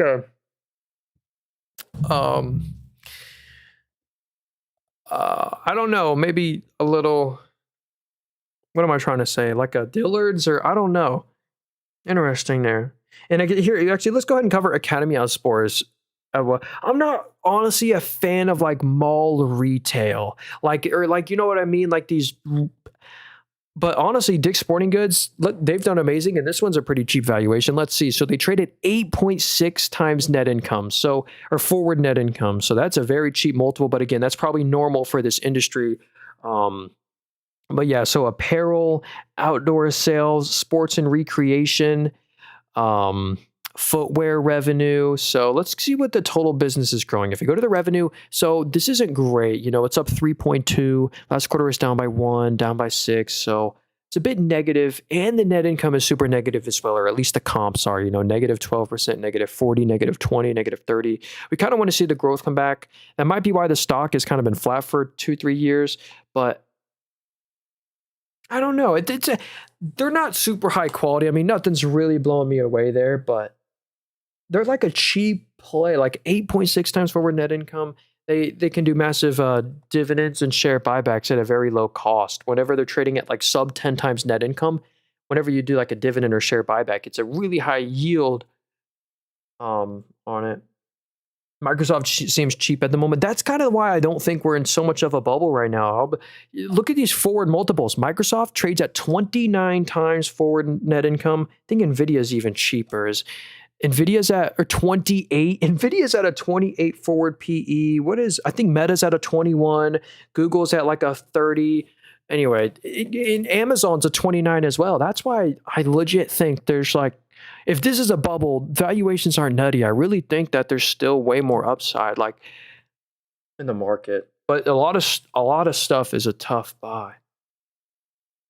So if crypto becomes mainstream, Visa, MasterCard might go down. That's actually why Visa was struggling a while back. But Visa, like there was this exact day, I think there was no earnings report. Yeah, it was around this time right here, a massive gap down on like Walmart announcing the news of making these like stablecoin partnerships to not give Visa the 3% fee. But Visa's like, actually, no, they've been promoting this like crazy. We're actually going to benefit from this. We're going to buy and innovate so we can benefit from all that. Something like that. Hey, thanks, Plasma. Yeah, what is COHR? COHR right here. So, Coherent, Wolf of Wall Street IPO stock. Hey, is that a stock? What's the ticker symbol for that one, Vin? I don't know what that is there.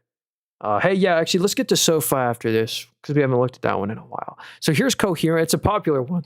And a wholly Man, dude, thanks for that for the gift there. I appreciate that. If you got a stock you can look at, let me know there. So here's Coherent. Forward PE is a 48, but the current PE is a 250. So the net income is supposed to 3x next year. Well, let's see what the analyst expectations are. So yeah, the EPS is going to be 68 cents and 81. Because it was so negative and so positive, it's skewing the chart, but that's a double from 28 cents to 68 cents of EPS is massive. Or we can maybe just look at it on the EBITDA. EBITDA is going to go from 250 to 350.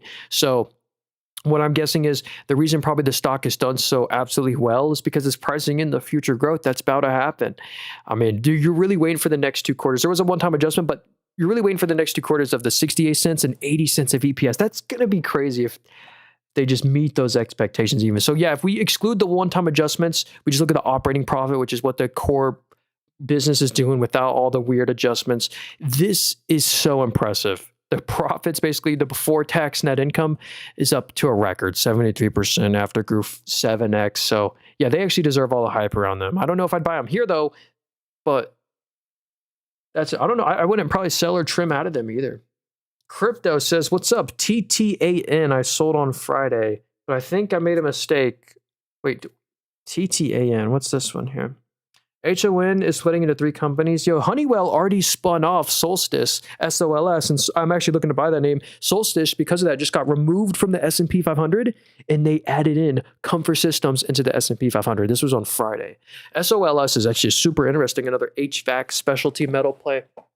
So anyway, here's Service Titan, $9.9 billion company. They had a nice little gap up on Friday there. I don't see like an earnings report, but there was massive. So they did report earnings. Okay, let's see if what they reported. So here they are. Yeah, this is in fiscal year. I don't like when companies do that, but that's why it says 2026 Q3. It's fiscal year. But look at the orange line, massive beat on revenue. They beat on revenue. They beat on the net income losses. Like they were expected to lose a lot of net income. They lost less net income than expected. And they beat on EBITDA. It really was a triple beat quarter. So that's probably why they gapped up so much. Yeah, they literally just IPO'd about a year ago. So that is interesting, and a really good balance sheet. I know a lot of these, like before today, a lot of these software names are just getting hurt by the AI thesis, Salesforce, Adobe, Service Titan. I think they're just like another Salesforce kind of competitor. Or let's see, field service required to install, maintain, and service the infrastructure of residents and commercial buildings. Or maybe I'm completely wrong. So the number one software for commercial and residential trades. So, I don't know. Maybe they are pretty interesting. There's their little website here. Hopefully that was helpful. 9% revenue. Oh, wow. I guess that's a cool stat they can advertise. Plus 9% revenue per technician after using the software or whatever. There's no path to profitability. Like the forward PE says a loss because they're not expected to make any net income anytime soon. But as long as they keep up like as long as they, they're losing net income, but they're losing less than the analysts are expecting. They're having a better top line growth. As long as they keep that up, they could be interesting.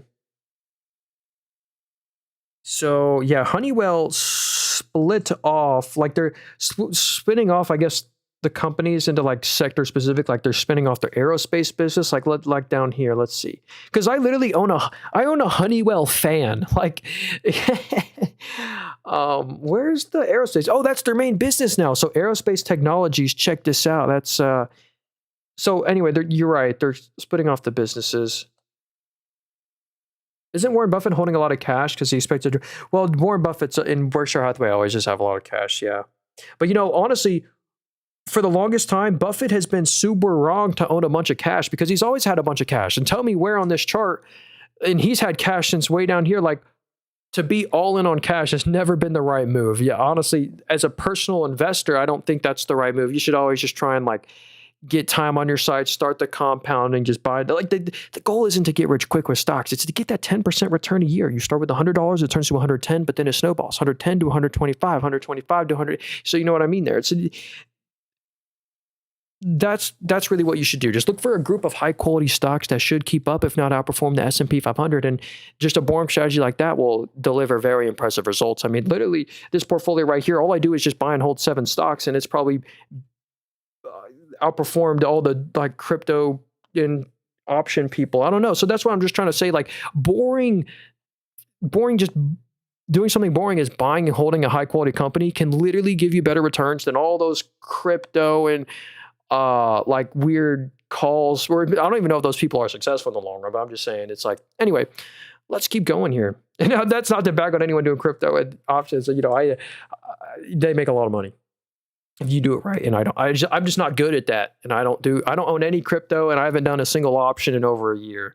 So, okay, what's a good percentage of your portfolio to do year to date? Well, the goal is to kind of just get 10% returns a year. Year to date here in our dividend only portfolio, like every stock in here is in the S&P 500. I try and just buy S&P 500 companies. Okay. But yeah, I got McDonald's, Google, Meta, Constellation Energy, United Rentals, and all these companies in here pay a dividend too. So I get a little income back every single month. So let's see, Carnival Cruise Line. Yo, this is one of the cruise plays. This is kind of like your travel boom play. Not a stock you really own for the long run. I mean, this is still down bad from 2019. Any sort of recession, this will just...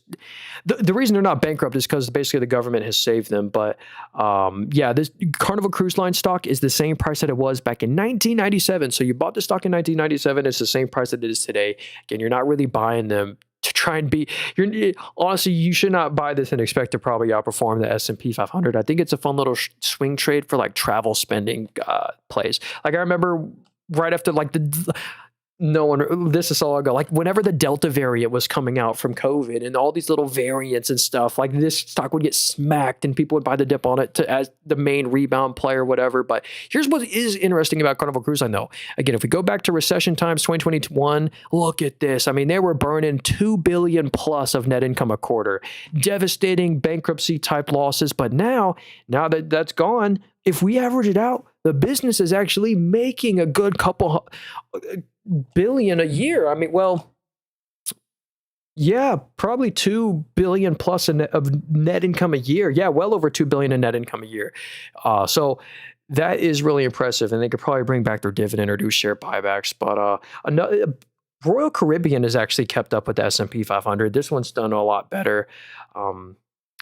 Actually, what's the forward P on? Forward P on Royal Caribbean's a 14, huh? There you go. So one of your travel player. What app is this? Yeah, hey, all the apps are, this app I'm on right now is all these apps are in the link tree in my bio. This one is the very first link in the link tree in my bio. Robinhood's the second link in the link tree in my bio. By the way, they're all affiliate links. So if you go and like deposit $100, so both get some free stock. So I'd appreciate that. But yeah, you can just type it into Google, Robinhood, Moomoo. But yeah, this app link tree in my bio. First link, the other one's the second link. Okay, do you like robotics? I do love robotics, and I don't love a lot of the robotic stocks. Like I see people promoting like Rich Tech Robotics and some of these other trash ones, but I love a symbiotic and mainly an Amazon though. I mean, as obviously Amazon's not a pure robotics play, but they are the best robotics play, even though they're the number one to benefit for, let's say they don't even do robotics. They're the number one company to like benefit from robotics and warehouse automation. And anyway, there's so much margin, human saving labor Amazon can save, and they already have the best robotics. But Symbiotic's another one that's actually helping out Walmart with their warehouse robotics, and they just diluted the life out of the shareholder. So that one, actually, but they did it at a very appropriate price, and they were kind of smart for doing that. Like $80 a share, they diluted you by $1.5 billion because they do need cash. But this one has over 1,500 registered IPN patents. The Walmart's a huge shareholder. Walmart, look at that, owns 13% of all the shares. Symbiotics, another cool one. Those are my two favorite robotics plays. Do you think Japan interest? Yeah, the Japan carry trade stuff is certainly an issue, but I try to just ignore it. There's always something every year. It was COVID, then tariffs, and then there was like a chart that had every single year of like the main issue of the year, but then the S&P 500 just continues to go up in the long run no matter what. So don't let those little. Honestly, a lot of stuff is tough to buy here though. Chris said, thoughts on VEEV? Let's check it out, man. From a financial perspective, I just got 15 shares. Nice, let's see. So Viva Systems, they're a $39 billion company. Their current PE is a 47. So they're trading at an expensive 47 valuation, but they're trading at only 39 times next year's net income. So the net income is supposed to jump up another like 30%. So this is a subscription play. Let's check out the subscription. I love subscription model companies. It's all reoccurring revenue. Yeah, it just hits a new record every year, every quarter. That growth is actually really impressive, So that business is at a record, and also professional services, that's also at a record. Cool. So they beat on revenue, they beat on net income, and they beat on EBITDA. So they've been triple beat quarter this quarter. But I noticed the stock gap down on earnings day, even though they literally beat on every metric. So maybe they lowered guidance. So let's see right here. Viva Systems delivers robust free cash flow and earnings growth. Reported free cash flow of 1.4 billion, surpassing its profit. The company posted a negative actual ratio, indicating, or I don't know what that, there was some sort of bad news, but honestly, maybe it's just getting back to a normal valuation. Like 39 forward PE seems, pretty fair for a company growing like this. They're super net income positive, easily making 200 million of after-tax net income a quarter. Software always trades expensive, and a fortress balance sheet. Wow. So they have $6.6 billion of cash and no debt. So let's see how much interest they're making on their cash. So that cash isn't just sitting there doing nothing. They made 71 million of positive interest on their cash this quarter. Everything here is headed in the right direction. Margins are up. Everything's up. And they're investing in the future, spending a lot of money buying other companies. They spent like 500 mil this quarter. So honestly, Viva Systems is certainly worth putting on the watch list. They're on my watch list as well. Nice. I like their numbers. Thoughts on SoFi diluting us? Yeah, hey, Luffy, good question. Actually, we just went over SoFi, but I'll just talk about what happened there. So SoFi just diluted the shareholder by like 5% or something. But here's the thing. As we know, the net income growth rate and the EPS growth rate are always the same. But so look at this. Look at this quarter. Specifically, the net income this quarter grew 129% year over year, but the EPS only grew 120%. But this is still the thing. These are, as long as they keep up this massive growth of the net income, even if the EPS grows 5 to 10% less, it's still insanely impressive, the numbers here. So that's kind of my thoughts on SoFi. Obviously, dilution is not great, but they diluted you at a pretty, they diluted you at a fair, at a price they probably know is overvalued. I mean, I certainly wouldn't be buying SoFi here at a 70. Well, this says a 75 forward PE, so they're trading at 75 times next year's net income. But SoFi, I'm super bullish on. I'm diamond handing, never selling another share of SoFi for the rest of my life, at least for 10 years or something. Regret every share I've ever sold of SoFi and Robinhood. But yeah, I'm not actually concerned about that because of the EPS growth rate. But yeah, that is, I was on a cruise. Yo, cruises are always like the best value of like vacation. The week COVID shut them down, I was almost quarantined on the ship. Oh no. SE. Hey, what up, Pulse? He said SE stock. I think that's C. So yeah, I think this is like a Mexico, let me see here. Let me not say, okay, no, Southeast. So look at this. So this is a Southeast Asia, basically Amazon. Latin America is a little bit other sales. But yeah, Southeast Asia is 70% of the revenue, and they're an e-commerce giant just like Amazon, but they're basically Amazon internationally. And the numbers look great here. The net income the growth rate has been super good, triple digits for the past 5 quarters in a row. They made 380 mil in net income. That's after they paid 80 mil of taxes. So, I really I just like their numbers. They might still be expensive. Top line's up 38. What's the forward PE actually? Forward PE, a 38. That's not nuts actually. 38 forward PE. That's actually more expensive than Amazon. Low key, I'd maybe rather buy Amazon at the valuation, but maybe it's just like a more pure international play. Amazon. Let's see. Quarterly active users are 670 million because e-commerce, they're in digital fintech sales. Interesting name there. Hey, Charles, no way. Hey, Nathan, hope you're doing well. I saw your purchase of eggs. Do all commodities offer such high dividends? Sometimes, actually, a lot of the times, yes. A lot of things are commoditized, like home building and crop. What's that ticker symbol? Is it MOP? No, it's MOH, or the Mosaic Company, or is it MOS?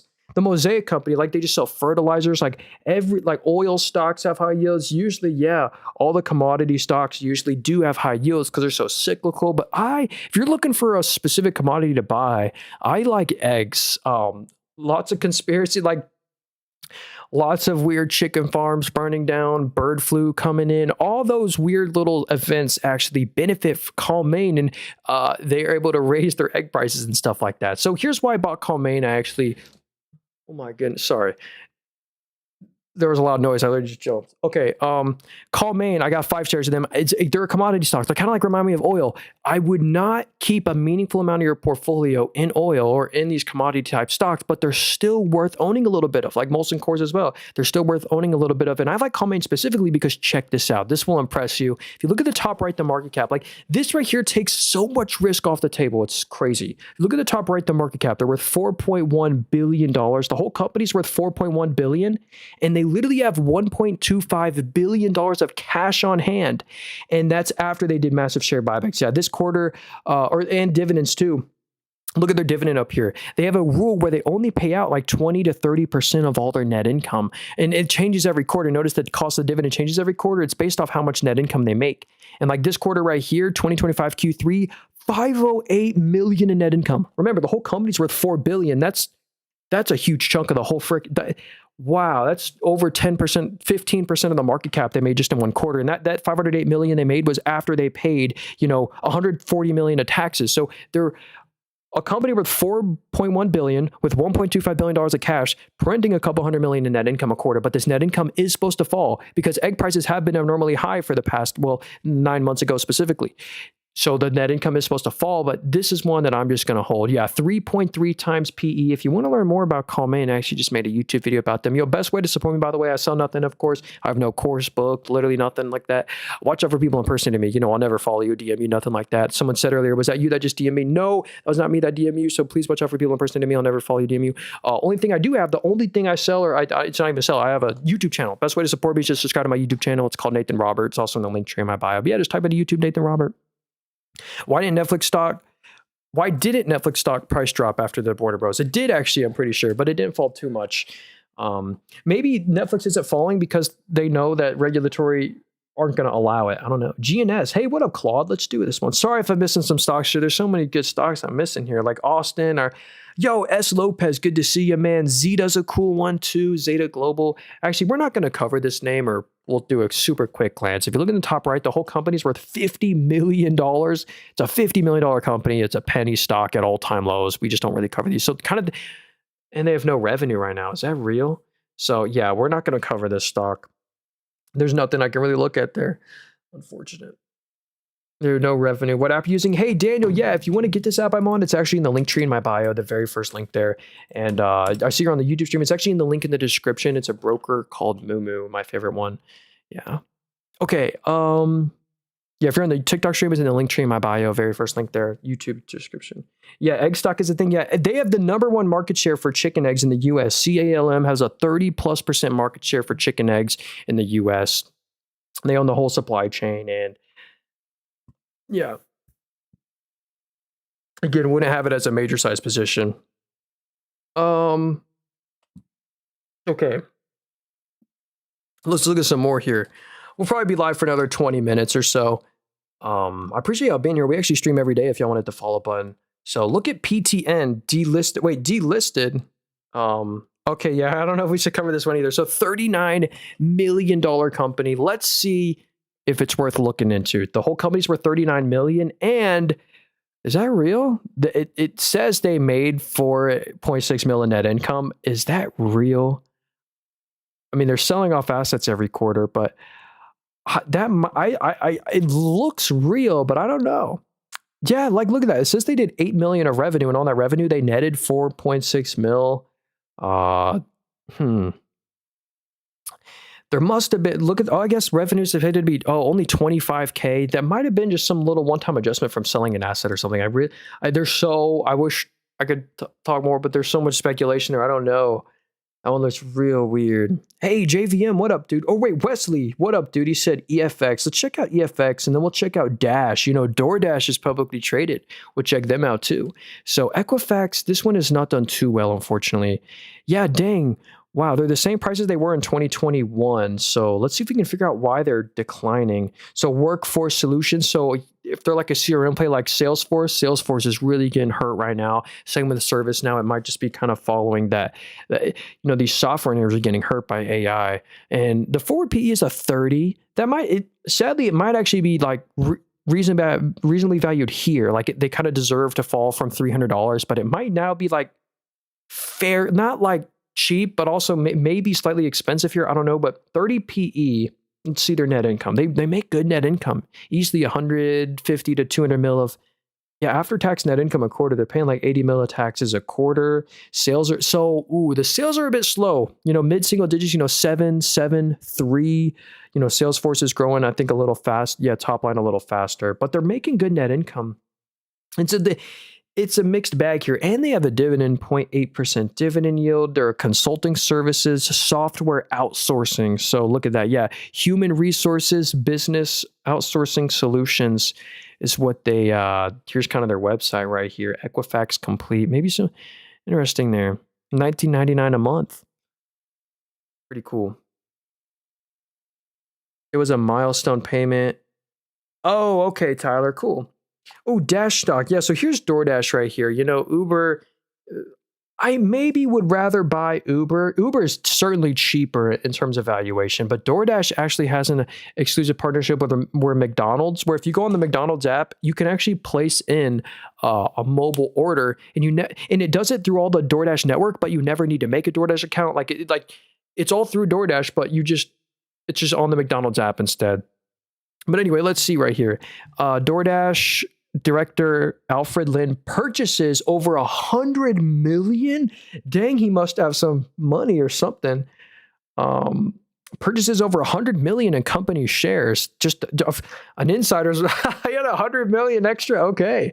Well, anyway, let's go look at their numbers right here. Total order metrics. They have 776 million orders, I guess. And check out the net income. Yeah, they're finally profitable. A couple hundred million net income a quarter. The growth rate has been insane, triple digit, 860. So at this growth rate, what's the net income going to be the same time next year?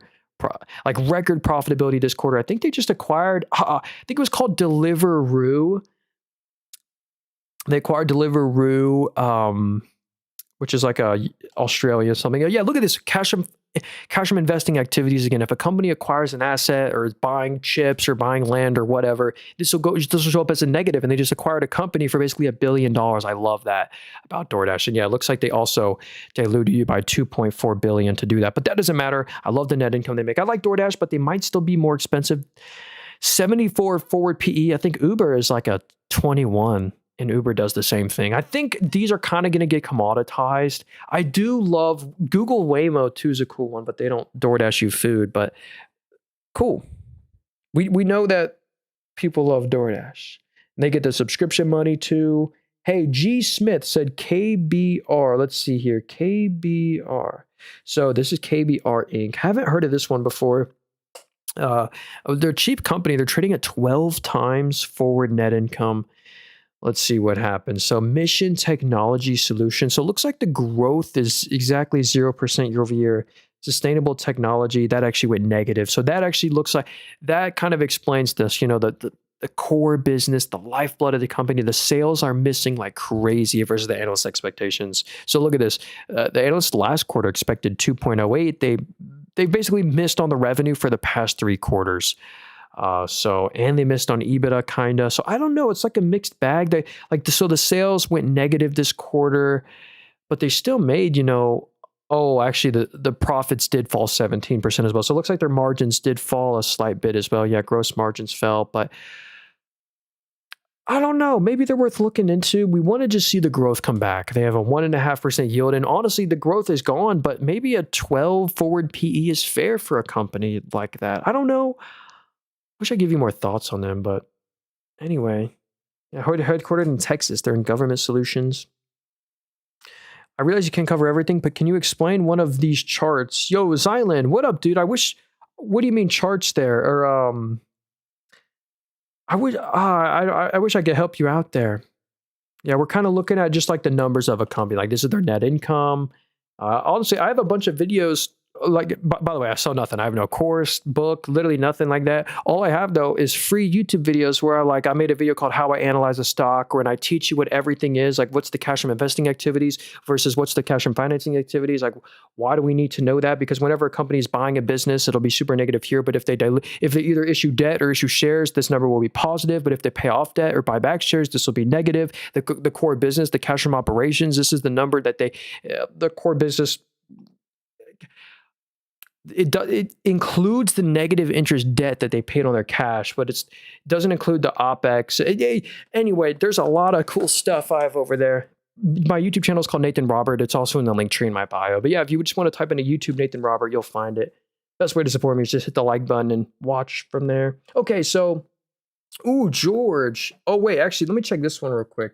Market said TORO is up 40% on Friday. I think this is some Israel company, or wait. Oh, it's up 40% on Friday. Oh, you're talking about Toro Corp. That's a different company than the Toro. Let's actually check this one out though. They had, wow, $1.75 special dividend on December. Wait, ex-dividend date is December 16th. So if you buy the stock now, because it's not the 6th, yeah, it's the 6th, you'll get $1. Whoa, the whole company's $5.80 and you're getting $1.75 special dividend. That's legit 20% of the company. Let's see if they can afford that. So if we go to net income right here, okay, well, what's 20% of the market cap? Because we can kind of calculate this. They're spending $25 million on a special dividend.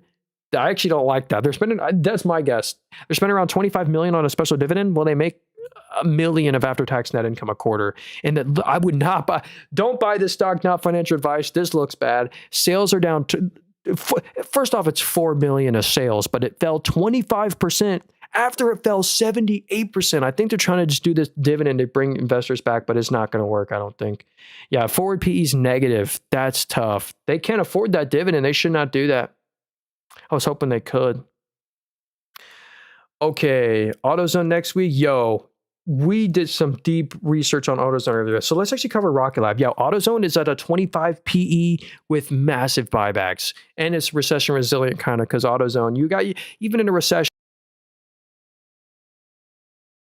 So, hey, what app are you using? Yeah, if you want to get this app I'm on, what up, Mike? It's in the link tree in my bio, very first link there. Broker called Moomoo. So here's Rocket. It's an affiliate link, full disclosure. So if you go and like deposit $100, you'll both get some free stocks. But it's a free app. You don't even have to deposit anything. Link tree in bio, first link there. It's broker called Moomoo. Here's Rocket Lab though. This is my favorite space stock. They actually just got a bunch more contracts from JAXA stuff, the Japanese NASA. Oh, it's not going to load up anymore, but they got like 21 new mission satellite launches or whatever with them.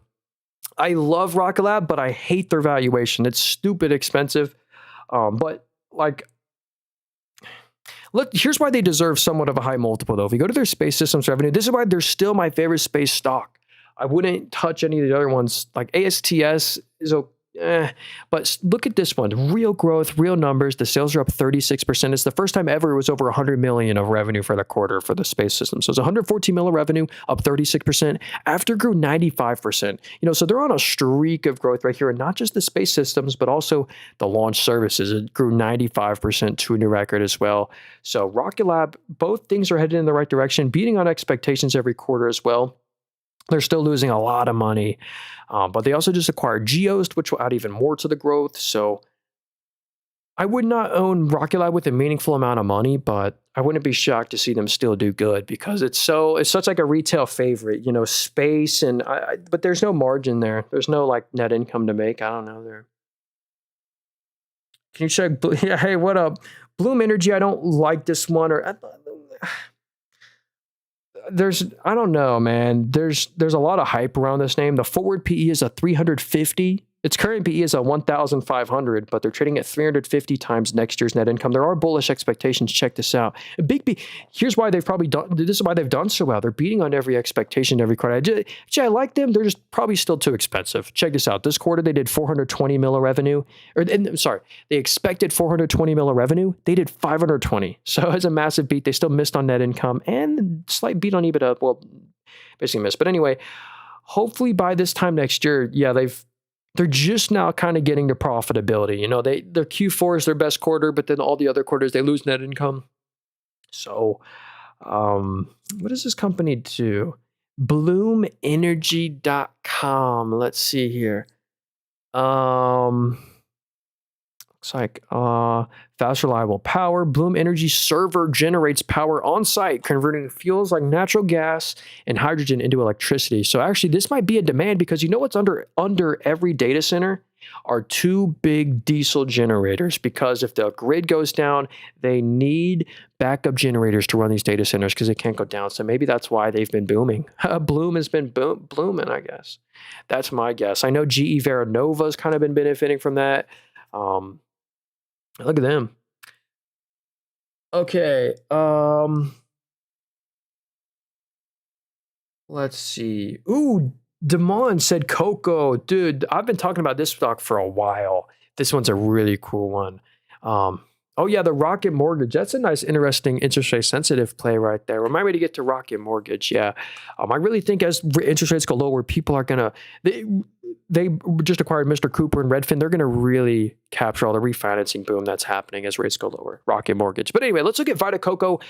Man, they've done so good, and I super regret not buying them like I was telling people to buy the dip on for so long. And so anyway, this is Vita Coco, #1 market share for coconut water. It's the most competitive industry out there, beverages, but they have the #1 market share by far for specifically coconut water. They have a 45% market share for coconut water specifically, and they have absolutely no debt, completely debt-free company, no debt on the books. Yeah, check out the Vita Coco coconut water growth.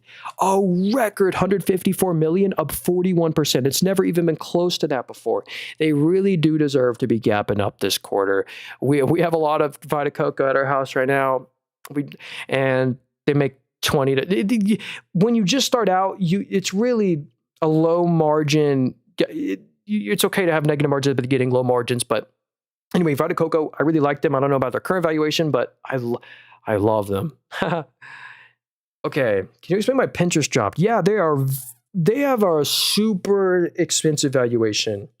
Wouldn't commoditization be good for Uber and DoorDash? No, because that'll lower their margins eventually. But look at Pinterest right here. But there will be more demand. If we look at their current valuation, it says Pinterest trades at 9 times net income. Well, that was a one-time adjustment. They had a funny money EPS quarter. If we go to, you really focus on the forward PE, they're trading at 39 times next year's net income. And now it's starting to look like, okay, sadly, the truth is Pinterest might even be slightly overvalued here. Okay, but let's look at their numbers right here. So first off, incredible metrics right here. Their monthly active users are 600 million, when the same time last year was 537 million. I bet the consumer slowdown, like if you look at Etsy, eBay, the consumer slowdown will hurt Pinterest as well. So the 38 forward PE might be fair. And here's what I mean by the funny money EPS. If we go to the EPS right here, it says they made $2.68, or it says they made 1.85 billion in net income. Well, they only made 260 mil, and that's the before tax number. But basically, this EPS number is heavily adjusted. So again, that's why we look at the forward metric. And here's one of my other very favorite part about Pinterest. You ready? Is their monster balance sheet. You won't believe this. No debt at all and $2.6 billion of cash. And that cash isn't sitting there doing nothing. That $2.6 billion of cash makes them easily 25 to 30 million of interest on their cash every quarter, which just adds money to the bottom line. That's why if we go to the net income and versus the operating profit, since the operating profit was 58 million, again, this is the before tax number. The before tax number is 58 million, but they netted more than that. Same last quarter. They lost 4 million last quarter, but netted 38 million because that operating profit doesn't include the interest. So it's really cool that they have so much cash. It makes them a bunch of interest. Hey, what up, Silent? Good to see you, homie. Player one, and hey, Elo, what up? He says, oh yeah, hey, we just looked at SoFi. Entry perimeter at 28. Yo, Perimeter Solutions, honestly, wouldn't really enter it here, but the forward PE is like a 22. Even though the stock's at an all-time high, the forward PE is a 22. Very cool stock. #1 aerial fire retardant play in the US, only like ESG or forest thing approved in the California. They're the only one allowed for their recipe. Anyway, someone said East State Lauder. Sludgy, what up, dude? East State Lauder, this is like a beauty company. They have had a nice little recovery. Ulta Beauty, actually, it's probably because of Ulta Beauty. Ulta Beauty hit an all-time high on Friday. I'll show you that really quickly. Yeah, look at that. All-time high on Ulta Beauty. So that East State Lauder just must be following the same momentum there. But let's go see what's the forward PE. So the forward PE is a 70 or a 47, but their current PE is a loss. So right now for the past 4 quarters, they've lost money, but it's saying they're trading at 50 times next year's net income. And honestly, you probably want to do a 2 or 3 out forward multiple, but my internet is so slow today. I do apologize. There we go. Let's see here. Yeah, so they're in skincare, makeup sales, fragrances. But if we go to the net income down here, look how choppy it is. Like they made 46 mil this quarter, Last quarter, they lost 500 mil. Then they made 150 mil, then they lost 500 mil. So I can totally understand why this stock is way down from its peak at $350, and it's not at an all-time high when Ulta Beauty is. Ulta Beauty prints net income and just does massive share buybacks. I think I've also made some videos about Ulta Beauty, but that was like a year ago. Hey, what up, Silent MC? What's up, dude? So yeah, that's the Estate Lauder. There's KLAC. Let's do this one. Hey, shout out Brian Paul, the member. So KLA Corp, $160 billion company. So the current PE is a 38, but they're trading at 34 times next year's net income. So they're supposed to grow. Wow. 2019, this was a $160 stock. Now it's $1,000. Kind of like Comfort Systems. Wow, maybe they'll do a reverse or a stock split. So they do semiconductor process control. So that's obviously an industry that's really booming right now. Looks like most of their sales come from China, then Taiwan, then Korea. So this is a almost pure international play. Only 11% of the revenue comes from North America. Let's see, is there any AI results here? No. Let me check this out down here. Yeah, wait, weekly brief, any news down here? No. But let's see what the analysts are expecting. So EPS is supposed to $8.50, supposed to go from $7.70 to $8.50. So and they beat on expectations every quarter. So no wonder they're gapping up so much on earnings day. So that forward PE of a 34, assuming they beat 10 to 20% every quarter, it's really like a forward PE of like a 28, which starts to make this. That's why if I own this stock, would I be trimming or selling out of it at this valuation? No, I wouldn't. These are the kind of stocks that just continue to go higher. I mean, they print easy over $1 billion of after-tax net income. That's after they paid $280 million taxes. So really put the free cash flow as well, investing in the future. So KLA deserves to be at all-time highs. And you get a 0.6% dividend yield, not too shabby there. All right. Lulu, what up, dude? Snow earnings. So Snowflake, this is kind of like a Palantir competitor, huge data company. Let's see. Snowflake posts 29% revenue growth, narrows net losses. So here's the thing. What I always hated about Snowflake is how much net income they lose. Snowflake and announces a $200 million Anthropic partnership. Hey, I know Google owns 15% of Anthropic. Amazon owns another 15%. Snowflake doubles AWS marketplace growth and surpasses $2 billion in sales with new integrations. Well, let's go look at their numbers. The net income's probably going to look bad, but look at this. $1.2 billion of revenue that beat the expectation, and they lost less net income than expected, which is the great news there. They were expected to lose 96 cents. They only lost 87, and they beat on EBITDA. So they did gap down on earnings. So yeah, here's the bad news. If we just look at their net income right here. This is bad. They're easily losing 300 to 400 mil in net income a quarter, but the losses narrowed by 11% year over year. And that was real too. The operating profit verifies that. So, and the top line growth is nuts. Sales are up 28 after 28. Let's look at it from up here. Product revenue. Sales are up 32 after grew 33, after grew 54, after grew 103. So as long as they keep up this top line growth and keep on losing less net income than expected, I think Snowflake's an interesting name, but I wouldn't have it as a major size position just because those huge net income losses do scare me. It's not the end of the world. I mean, they're losing like $1 billion a year, and the whole company's worth $77 billion. So there's certainly no bankruptcy risk here. And these new partnerships are really bullish. Interesting there. Net loss narrowed and free cash flow improved significantly. What was the FCF? Let's look at the FCF. That's a free cash flow. Free cash flow is up 45% year over year. Nice. Do you like the Honest Corp? No, actually. There's this YouTuber that always promotes financial education, or always promotes this one. I never found any value or too much value in this name. If you look at their current valuation, this is the sad part. They're trading at 45 times net income.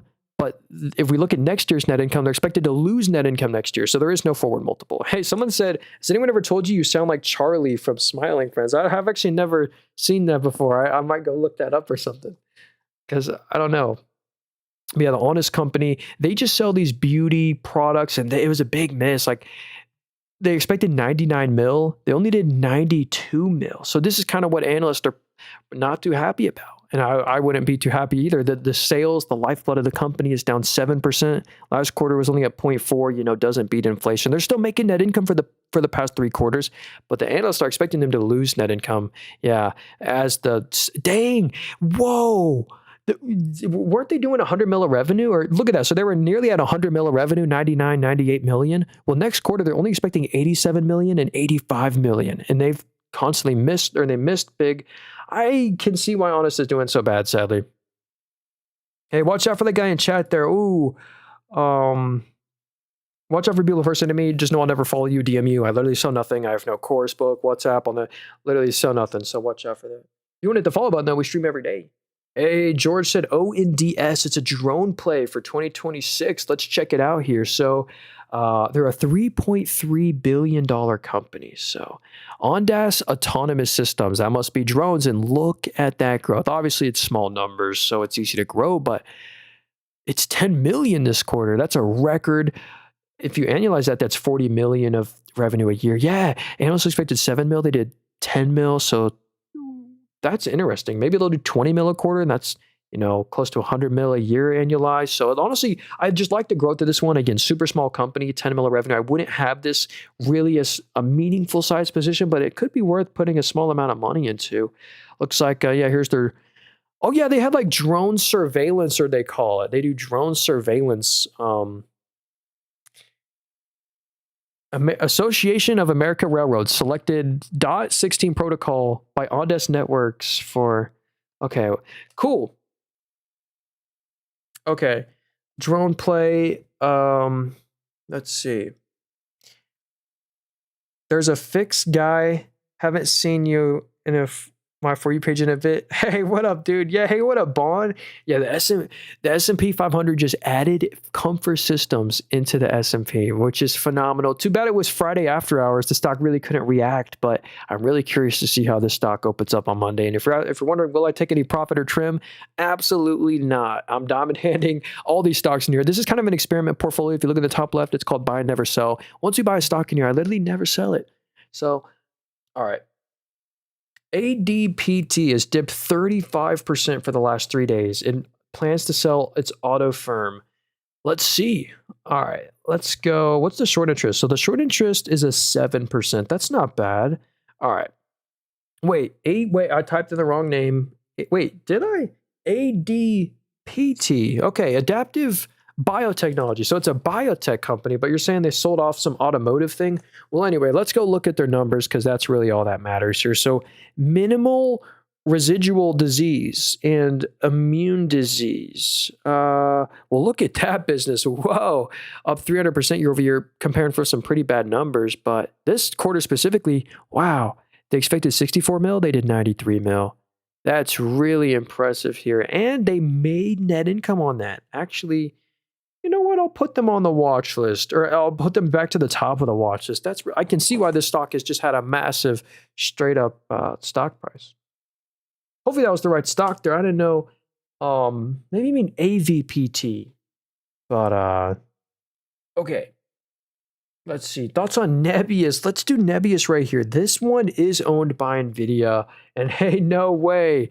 Yo, shout out to the member Looney on the YouTube stream with the $2 super chat. No way. So yeah, did you guys know Anchor was publicly traded? And they actually have a ticker symbol. We'll look at that one after this right here. Anchor makes like those really high quality batteries. I saw some of them on TikTok Shop. They were selling Anchor stuff. For not for a cheap price, but they make quality products. I love their stuff. Wait, what was I gonna look at here? Nebius. So yeah, Nebius. That's in the NVIDIA portfolio. CoreWeave, APLD, Nebius. They're all the same company, or they all do the same thing. In the long run, they're low key the bag holders. And that's why I went long this one, just never sell it. But I think this one will probably do good for the next 2 years because the top line growth is just nuts from Microsoft. Basically, Microsoft doesn't want the liability. They know they don't want to pay the crazy prices for chips right now. That'll just be depreciated. But basically, $17 billion of Microsoft's Azure cloud is going to be hosted on Nebius's data centers and their servers. And check out the top line growth. This is what I love about Nebius. If you go to the revenue, it went from 32 mil to 150 million. And check out what analysts are expecting in 2 quarters. They're expecting it to be 469 million. Unfortunately, they still lose around 100 plus mil in net income a quarter, but as the top line grows, the net income losses are supposed to narrow. They're only supposed to lose 66 mil in 2 quarters, so not really profitable anytime soon, but you get that crazy good top line growth. They're also headquartered in the Netherlands, kind of like ASML, so I think you get, or Amsterdam, or yeah, the Netherlands they were headquartered in, so you get a, I don't know. Yeah, MC, that one is interesting. So let's get, like, shout out to Looney again. He said Anchor stock. So that's ticker symbol 300866. So yeah, this is Anchor Innovations Technology.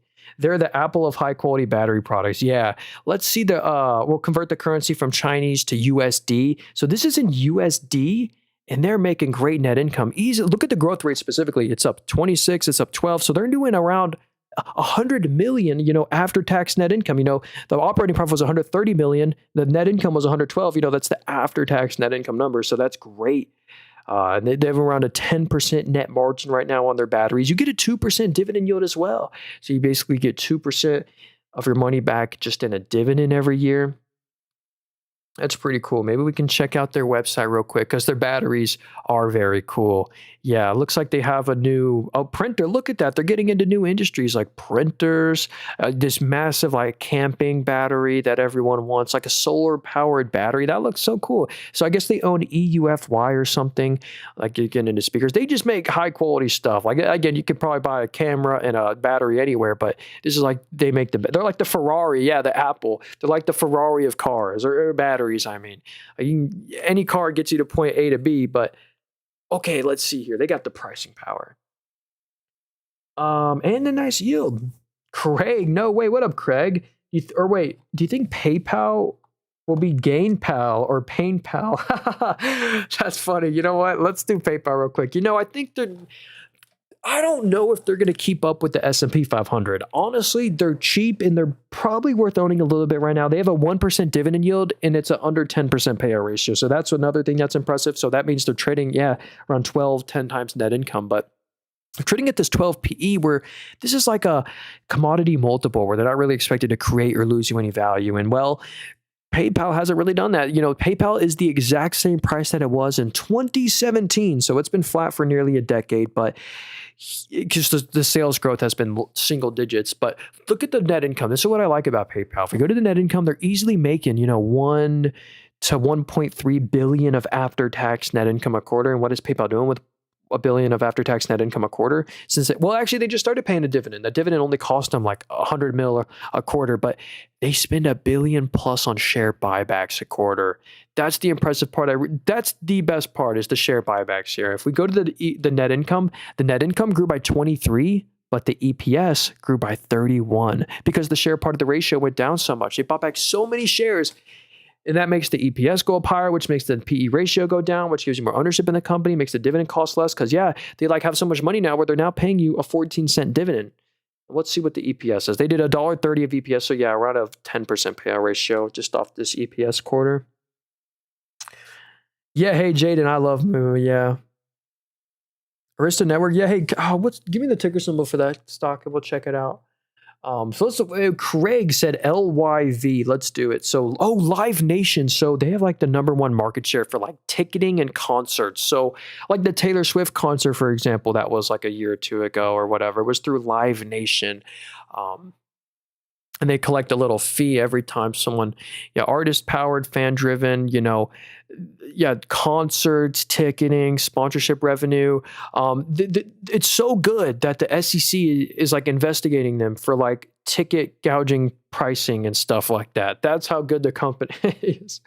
But $32 billion company. They are expensive. They're trading at 100 times net income, but they're trading at 68 times next year's net income. So the net income is supposed to grow like 40% or something crazy. So concerting, ticketing, sponsorship and advertising revenue. How's that doing?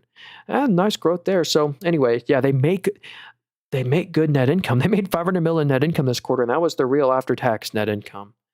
So anywho, I guess it is cyclical. I guess someone has to be having a concert. That might be why the comps are hard. I don't know. They're interesting. They look overvalued, but they're super interesting. Like not many other like what other way stock like gets you into that industry? It's a niche kind of unique industry there.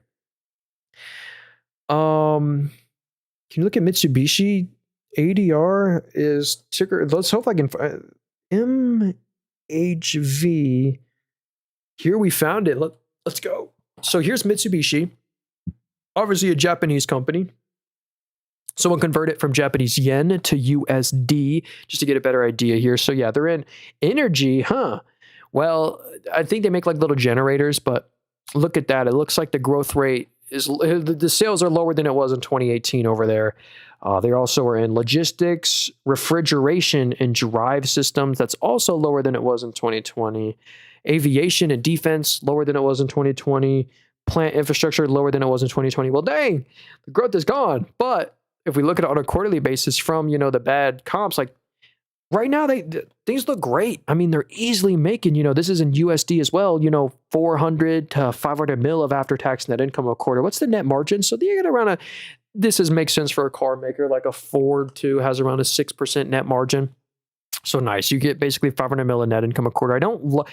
It's a low margin, highly competitive kind of industry.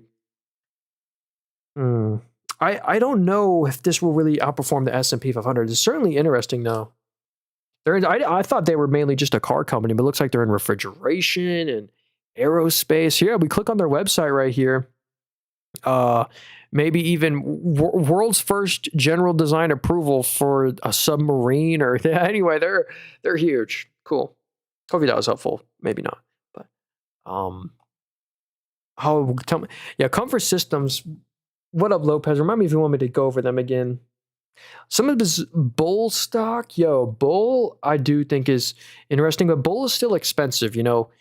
69 forward PE. You really do a multiple year out forward PE. But Weeble or Bull is this brokerage right here, publicly traded, and I'm so bullish on them as a platform. I've used their app for multiple years.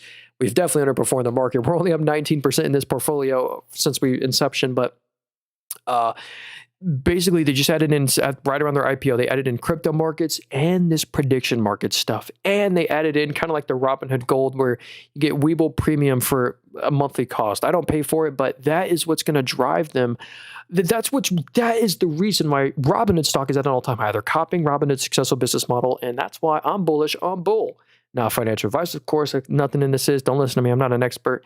I don't sell anything, no course book. But if you want to support me, subscribe to the YouTube channel. But yeah, as much as I love Weeble, we got 50 shares of them. Nothing meaningful. But I still think it's worth owning. I'm more bullish than the analyst expectations are.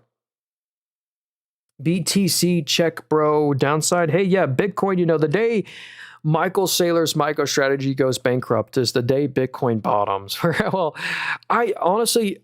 Bitcoin's great. I kind of wished I owned some because, well, not now, but it's a unique asset. Maybe it'll be in a sector in the S&P 500 one day.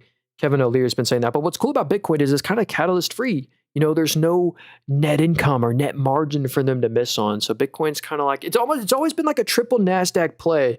It's like a triple beta NASDAQ, and not exactly, but let's actually pull that up right here. So here's Bitcoin versus TQQQ. TQQQ is just the triple NASDAQ 100. So these two stocks should look pretty similar right here. So yeah,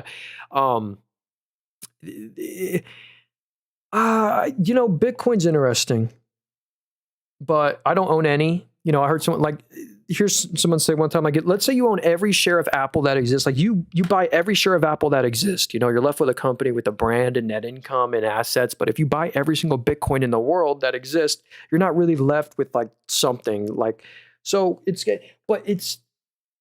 that could be said for other stuff too. But I don't know. It still does good. It probably will continue to do good. But I don't own any Bitcoin or anything like that. Or ANET. Yeah, hey, try not to spam there. Well, let's check out Arista Networks right here. So they're still expensive, sadly. The forward PE, well, not crazy expensive. They're at a 43 forward PE. I kind of rhymed, but let's go check out their numbers right here. Actually, did we get like the earnings hub breakdown? So product revenue grew 25%, reflecting robust demand for AI networking solutions. Service revenue surged 38%. Well, let's see. So yeah, product revenue. Oh yeah, that's a record, 1.9 billion. Never been over that before. And for the service revenue, that is up 38% to 400 mil. It's never been over that before. So actually the services has been the real growth driver there. Wow. And their net income positive. This is great news. Look at that. And the growth rate's good. Easily they made 850 mil in net income after they paid 130 mil of taxes. Like, that's insane. They're really netting over 800 mil in net income according to this growth rate. What's it going to be the same time next year? Also, they have a really good balance sheet that did leverage up a little bit, but no biggie. Probably as just they're spending a lot of money in the future. They're spending like $1 billion a quarter on new assets, which is good. It's basically all their net income, which is so happy about that. Oh, it's a $160 billion company. Big market cap on Arista Networks right there. Amcor. Hey, Lil C, can you give me the ticker symbol for Amcor? I feel like I've heard of them before. What I remember, they used to be on my watch list and I removed them because the growth went away. Like, super sad growth there. Let me type it in for you. Let me see if I can find it. Amcor, or if I'm thinking of the right stock. Yeah. AMKR. Whoa. They're at an all-time high. I remember legit, probably when I removed them from my watch list was like $17 or something. And they've just gone straight up ever since then. Wow. So the growth must have come back. Let's see. So if we go to the revenue down here, or let's see what the analysts expected. So they beat on revenue, they beat on EPS, and they beat on EBITDA. No, when they've done that for the past 3 quarters. It's been a while since I've looked at this stock, and looks like the growth is finally back. Great news. Anyway, what's the multiple on this one? Forward PE is a 26. All right, it's actually not that shabby. 26 forward PE. I wouldn't be selling or trimming that stock, actually. Mitsubishi makes everything. Yeah, apparently, from refrigerators to submarines to cars. KBEC said unusual machines, UMAC, it's U.S. drone manufacturer starting operations in Orlando. Let's check it out. I do know like China already produces drone like so cheaply, but let's see. $400 million market cap. There's only a few drone plays I like, and I actually haven't looked at this one, so let's give it a chance though. There were 390 million. So the growth, they have very little to no sales. I mean, 2 million a quarter. And the analysts expected 2.68 million. They only did 2.14. But look at what the analysts are expecting in 2 quarters, 4.75 million. So again, very, very small company, but a very small market cap. And they actually just fortify their balance sheet, I assume from diluting the life out of you. Yeah, so they diluted you by 100 mil the past 2 quarters. And so they diluted you by 25%. So the total common shares outstanding went up by 25% year over year, but they at least got to fortify their balance sheet. I don't know, a lot of future speculation. I mean, the sales are 2 mil a quarter, so I'd be very careful. When I own them meaningfully. What do you think about Grab? Yeah, hey, actually, we just looked at them a bit ago. Actually, if you remind me, actually, dang, we've been live for 2 hours and 20 minutes. Dang, time has been flying. I was supposed to end at the 2-hour mark, but we're having fun here. Let's look at a few more stocks here, then I'll go. Taiwan Semiconductor, absolutely another phenomenal one. I think you should never sell. The forward PE is a 25. The current PE is a 30, so the net income is supposed to just grow another good chunk. This is like NVIDIA with the higher yield, and part of NVIDIA's moat is the exclusive manufacturing agreement with Taiwan Semi. They have a 1% dividend yield on Taiwan Semi right now. Literally, companies like AMD, Google, they're going to Taiwan Semi asking if you can produce our stuff. They're like, yeah, that'll be around 2028, 2029. We got you, because part of NVIDIA's moat is their exclusive manufacturing agreement with Taiwan Semi, and they won't allow Taiwan Semi to produce any other chips. But anyway, except their own. But NVIDIA just designs the chips. They just design them. Taiwan Semi actually manufactures them. They also have their Phoenix fab that just produced their first ever Google AI chip expansion delayed by Taiwan Semiconductor constraints. So yeah, everyone wants Taiwan Semi but can't get to them. But anyway, largest market share by far. They have oh my goodness, I'm clicking the wrong stuff here. Okay. Market share of 71% up from 61. That's insane. If we go to the revenue's up 35. So the sales are up 35, but the net income is up by 44, which means they expanded their net margins literally a 45% net margin this quarter. So if you go spend $100 at this company, they net after tax $45 of that. It's insane. So they made 14 bill in net income this quarter, after they paid the 3 bill of taxes. Last quarter was 14 bill, 10 bill, 10 bill. So they're easily doing 10 bill in net income a quarter. This is in USD. The original currency is Taiwan's currency, but we converted it to USD. This is nuts. They deserve to be at an all-time high. They have a 1% dividend yield. The 25 forward PE screams that this stock is just going to go higher. It's not worth trimming or selling out of. They're a good beneficiary. Intel is another one. We were trying to be more manufacturing independent because, Taiwan Semiconductor, their main manufacturer, 6 feet away from China. And that's why NVIDIA took a stake in Intel. The government took a stake in Intel. We're trying to bring some of those manufacturing back to America. And one thing Taiwan Semiconductor did to do to that is they made a Phoenix fab and they just made their first Blackwell chip there. But NVIDIA is moving some of their older series chips production to Intel in the US here. Let's see. NAS, what up, Star? He said, I can't find that one unless you're talking about a crypto. Can't find that one, sadly. I did check. Hey, what up, Mason? How's it going? Oh, yeah, I wanted to get to Rocket Mortgage right here. So basically, this is a super interest rate sensitive play. As rates go lower, I think there's going to be a huge refinancing boom for all the mortgages. Like, they're a DTC, direct to consumer mortgage company. They'll capture like the originations and the like refinancing boom. Like they do them both while some of the other companies just do one. But you don't really look at the right now numbers. The right now numbers are super choppy and not great. But as rates go lower, this should just be a direct beneficiary. They also just acquired Mr. Cooper and Redfin, which is, anyone heard of Redfin? Is kind of like a better Zillow. But hey, Zillow's, I forgot their public ticker symbol Z. But yeah. I don't know. Rocket Mortgage, you'd think like they'd already price in the interest rate cuts coming. Actually, we just got some jobs report, ADP report, and it almost confirmed a rate cut. My head's starting to hurt. I've been live for like 2.5 hours. So let's see right here. I wanted to pull up the interest rate cut probability. Oh yeah, right here. So look, on the December 10th meeting, oh my goodness. Look at this. I got to go fill out a caption now. Okay, we're back now. We had to fill out a CAPTCHA, but on the December 10th meeting, which is literally in 4 days, there's an 86% chance of a 25 basis point cut. And if you guys remember, we were here like 2 weeks ago, there was actually a 50% chance of a no cut. So the odds of, since that ADP jobs report, anyway, yeah, hey, Redfin, it's just a Zillow competitor. You can go to redfin.com. It literally looks exactly like, Redfin's cool. Okay. Thoughts on PSIX? Or hey, shout out to the homie Isaiah. Let's do Power Solutions right here. I do own this company, and again, as much as I love this stock, they're one of the companies where you can't own them as a meaningful size position. I have that for a lot of names, like a Clear Secure, a Super Micro, a Rumble, or you cannot have this as like 5% of your, or you could, I don't know.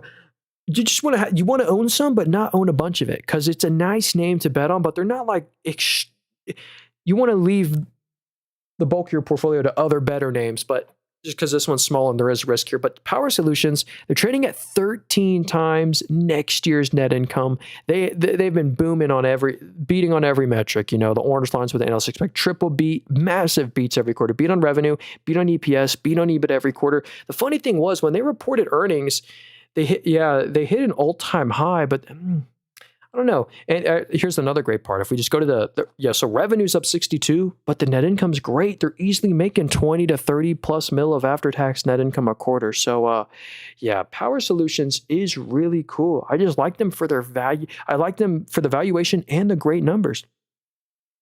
They've kind of had a massive, from bankruptcy, they basically were a $1 stock, and now they're at $59, and we bought them at 65. So I didn't mind buying them, after they went from $1.70 to 65. They were kind of like my next Powell Industries, my next Dave, like Dave as well.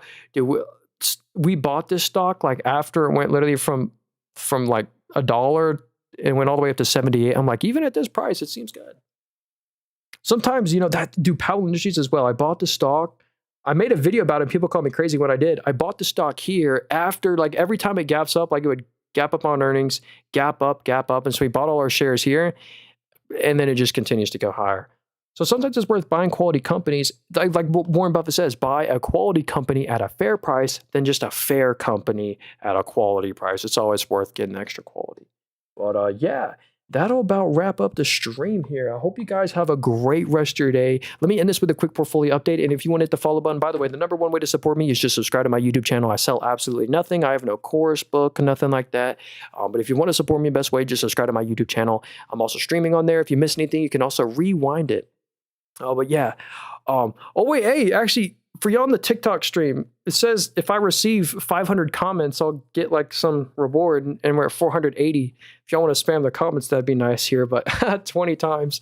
But anyway, let me give you a quick portfolio update. Here's our Robinhood account right here. Let's show you this right here. This is known as our dividend-only portfolio, where every stock in here actually pays a dividend. And but all of these, most likely though, are dividend growth companies. Check this out, like Meta, Google, CEG. You're not really buying them for the dividend, but they're great, I think, quality compounders that pay a dividend are going to keep up, if not outperform, the S&P 500. We also have a Roth IRA right here. A Roth IRA is just a tax-free retirement account, and these are all the stocks that we own in here. We haven't really outperformed, but it's done pretty good. Hey, thanks for all the people. Hey, Lulu, Isaiah, thanks for all y'all. I do appreciate that. Thanks. And Disabled Zebra, hey, thanks for all y'all. And here's the Weeble portfolio. Thanks, Looney, Lil C, Marcus. Sorry if I didn't get to all the stocks here, but we stream every day. We'll be streaming tomorrow and stuff we've been streaming for 2 hours and 30 minutes. We'll do another one tomorrow. Here's our Weeble portfolio. This is known as like a risk-on portfolio. We have some big winners in here, and we also have some massive losers. All time, I just love being fully transparent. All time, we're only up 19%. But we do, some of my biggest regrets are selling legit high-quality companies. Hey, we just got the 500 comments. No way. Thanks for all y'all. But yeah, Robinhood, SoFi. We have a lot of fintechs. Futu. I just bought 2 more shares of Futu at 169.69. I really think that Futu is gonna pay a special dividend next week. No way, dude. Looney with the membership. No way. Thank you so much, thank you so much, Looney. I really appreciate you, man. But Looney's always here.